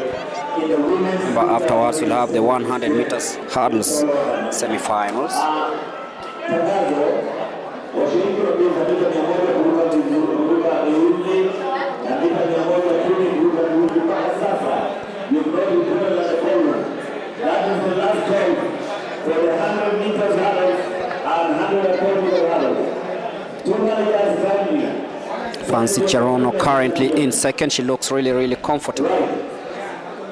But she is representing Kenya Prisons in this one.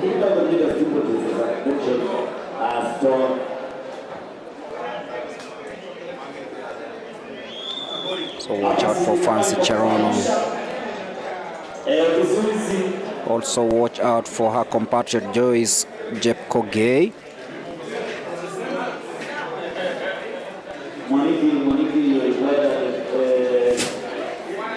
From police, we have Caroline Jeb Korir, currently in 6th. The 3,000 meters finish. Remember the 3,000 is an Olympic year. All the eyes are now women. And remember, we also have our perennials, our opponents. We have the Ethiopians, we have the Americans, we have the Tunisians, we have the Bahrainians. The world Olympic champion is, of course, from Bahrain, Yapi.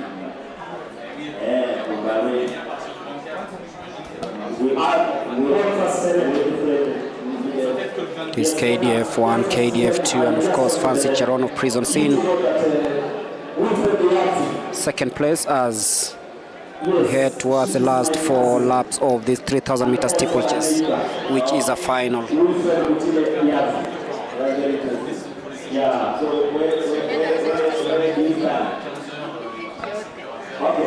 the 3,000 meters steeplechase underway now.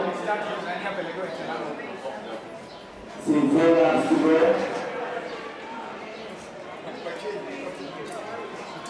So remember, this is one of the critical minutes.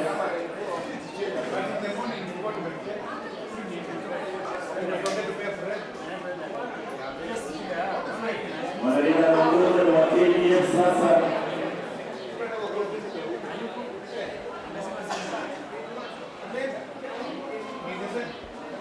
Maziwa Njiro now is in the lead of Kenya Defense Forces. Maziwa Njiro taking the lead.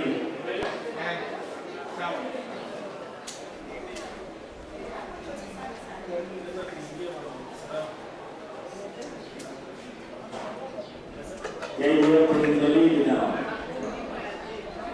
KDF leading. Masi 1-0. Italy.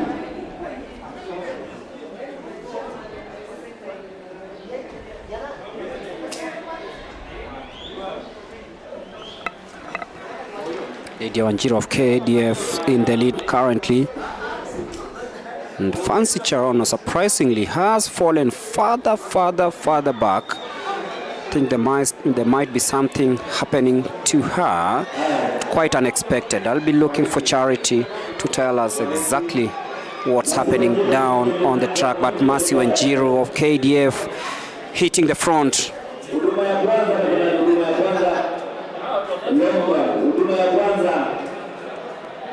Where London is being done.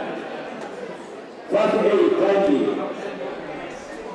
First aid.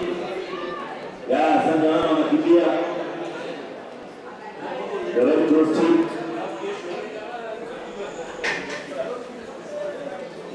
It's Masi currently in the lead. The 2 laps to go. Fancy Charono fallen way back.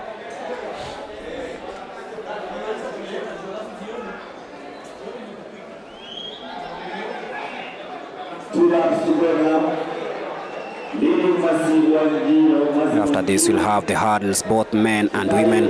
For the men, it is the 110 meters, and for the women, it is, of course, 100 meters hurdles. But this is the 3,000 meters steeplechase women final. 2 laps to go.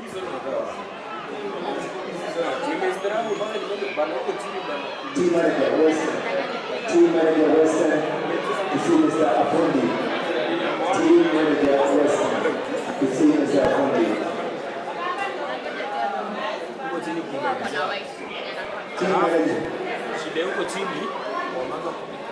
Team manager Western.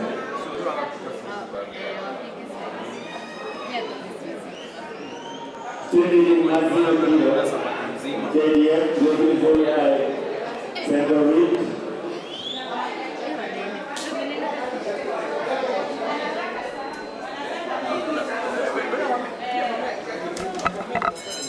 And hitting the bell is Wanjiru, Masi Wanjiru of KDF. Judy Chepkoech of Central Reef currently in second place, which is quite a battle there.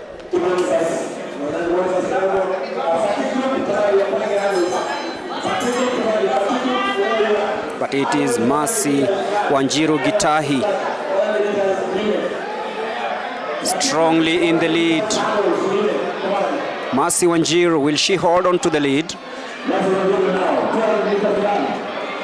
Mercy Wanjiru stretching her legs as she takes the last water jump.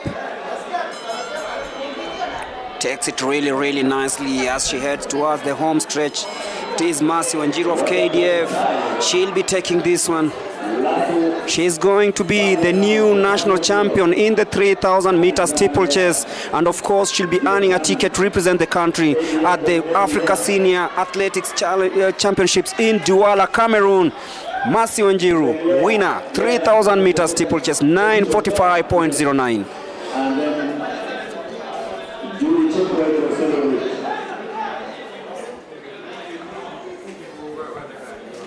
Time of 9:54.09 and official time. Basi washiriki wa mbio za mita 100 mita virusi ya kinadada na mbio za mita 110 wanaume wakati ni sasa na 400 meters semi-finals, alafu 5,000 meters men na hapo na podium.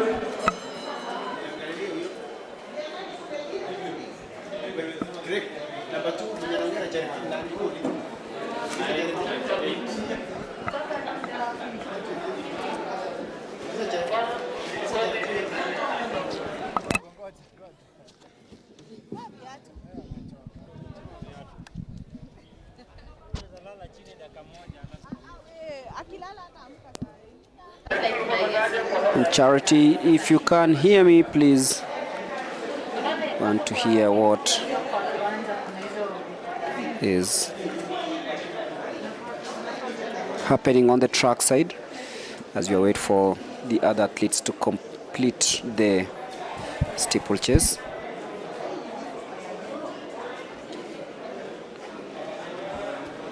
Basi tunangojea washiriki wa mbio za mita 100 kwa Ulinzi wapande wa kinadada. As we wait for Charity, of course, I'll be giving you the lineup for the 100 meters hurdle. Semi-final number 1, Sonia Chepkemoyo of South Rift will be running in lane number 2. Esther Atsenga of Western in lane number 3. Jen Wangare Chege of KDF in lane number 4. Florence Akinyi of KDF in lane number 5. And Veronica Chebet of Police in lane number 6. Tutaenda kwa mbio za mita 400 finali, kisha tuende kwa mbio za mita 500 wanaume.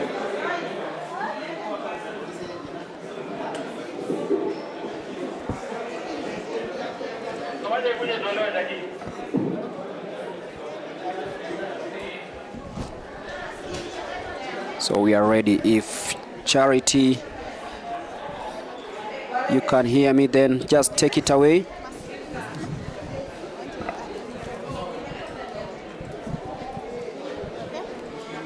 Thank you, Greg. I'm joined here by the number 1 and 2 for the 3,000 women's coaches. Mercy, race imekuwa vipi kwako?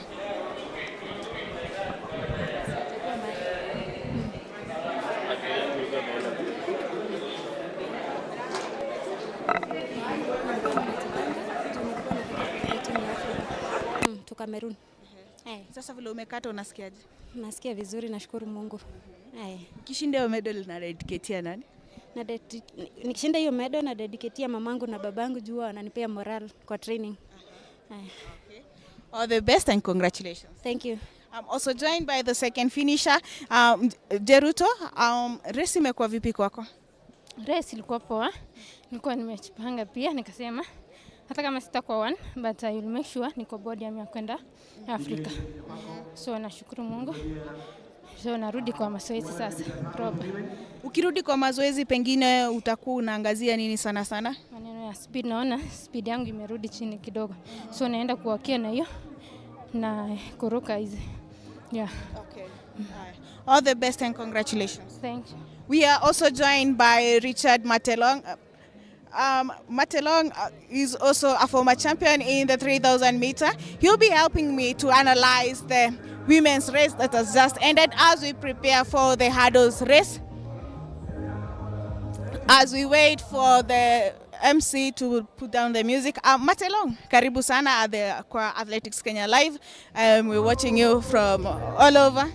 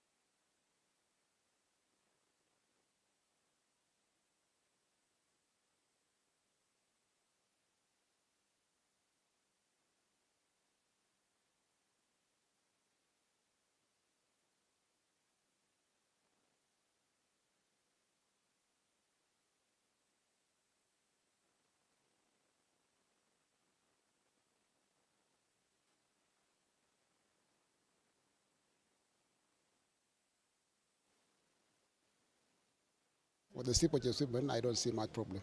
We have a good team and a strong one as well. Today we had the women's race and tomorrow we'll be having the finals perhaps. What could be your expectations? Well, I expect to see the steeplechase guys here to run for this national. Maybe, first of all, to go and represent Kenya, the African senior, because that's a builder for the Olympic. We have those who have qualified. We know them by names, and I will say that this is Olympic and this championship. I normally say that there is difference between the Diamond League and championship. When we come to championship, that's anybody's race. So I would advise our steeplechase men that the remaining time for the Olympic to focus maybe on speed, because the other guys, you see them, they run 3:33, 3:30. They are good in speed. Their boys are good. Just to emphasize some few tips and here and there, and they are good to go. Yes. Okay. Thank you so much. We're looking forward to have another interview with you tomorrow. Thank you very much. Thank you so much. That was Richard Matelong giving us his insights of what is just observed in the 3,000 meter steeplechase for the ladies. He's saying that now for the remaining times before we head for the Olympics, we need to work on our speed and tactics to ensure that we have the top podium place. Over to you, Greg, as we prepare for the 110 meters hurdles.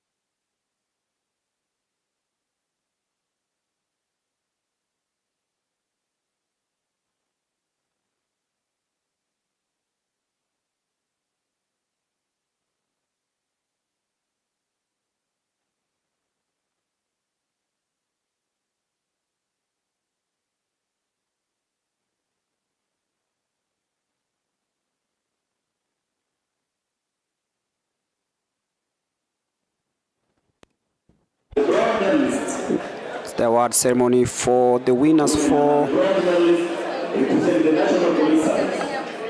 different disciplines earlier on today.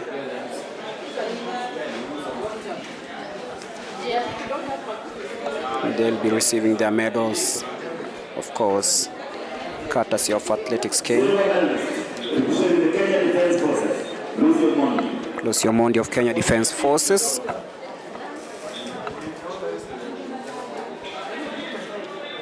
And the gold medalist and the national champion 2024, representing the National Police Service, Nancy Wambua.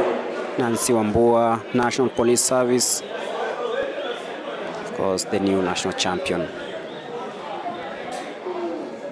Thank you.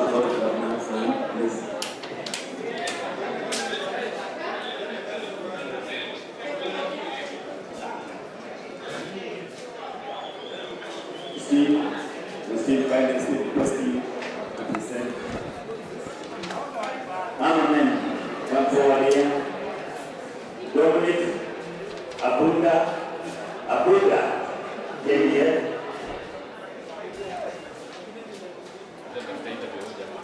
Zelen's Nyanza South. Regan, okay, came here.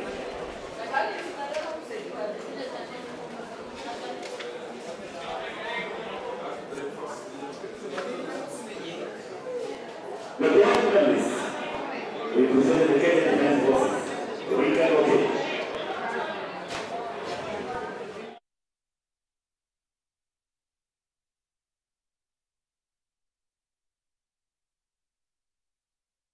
Representing Nyanza South, Adela Museveni. And the gold medalist and the national champion 2024, representing the Kenya Defence Forces, Dominic Abunda.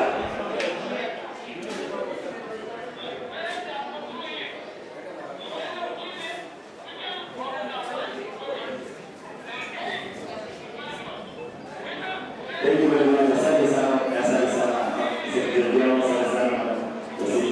Starter, mlikuwa tayari tunakufahamisha. Starter. Basi mgeni wetu wake wa heshima, shindano ambalo liko tayari ni mbio za mita 100 kwa Ulinzi, fainali kwa upande wa kinadada. Kwenye leni ya kwanza Esther Aksenga kutoka Western. Kwenye leni ya pili ni Jengo Wangare Cheki Kenya. Kwenye leni ya tatu ni Flavia Achengo Nyanza North. Kwenye leni ya nne ni Gladys Mule Prisons. Kwenye leni ya tano ni Yvonne Awino Nyanza North. Kwenye leni ya sita ni Veronica Chebet National Police Service. Kwenye leni ya saba ni Vicky Makoha Kati. Na kwenye leni ya 8 Rukia Umonisia Nusra wa KDF. Tunawatakia kila la heri kwenye shindano hilo.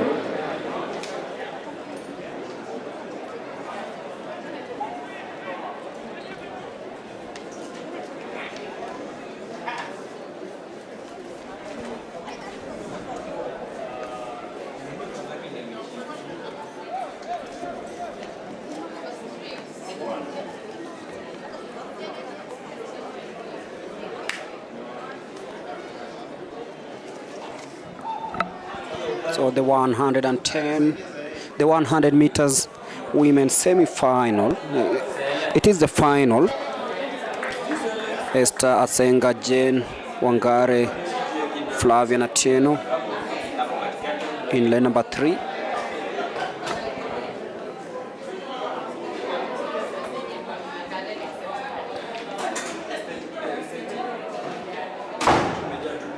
Afterwards, we'll have the 110 meters.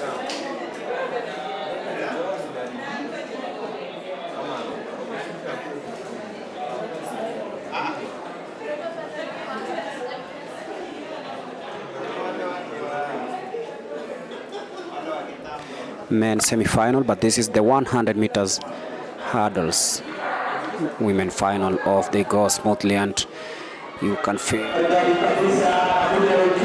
Rukia Nusra as usual. Rukia Nusra will be winning this one 14.25.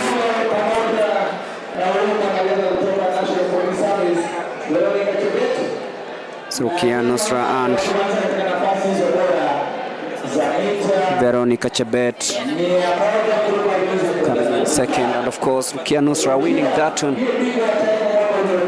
retaining her national crown over the 100 meters hurdles.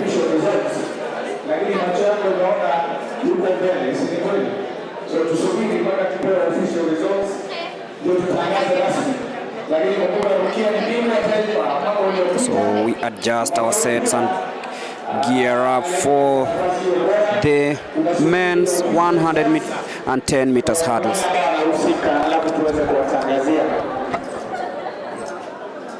Rukia Nusra, bingwa wa majeshi, bingwa wa taifa mwaka uliopita. Kama alivyotanguliza mwenzangu, tutakuwa tunasubiria mwaka huu tuone mambo namna gani. Maana kuna wale wataalamu ambao wanashughulikia masala hayo, lakini kongera sana Rukia Nusra, majeshi ya ulinzi ya Jamhuri ya Kenya. Mashabiki wake wengi mwita Ruksi.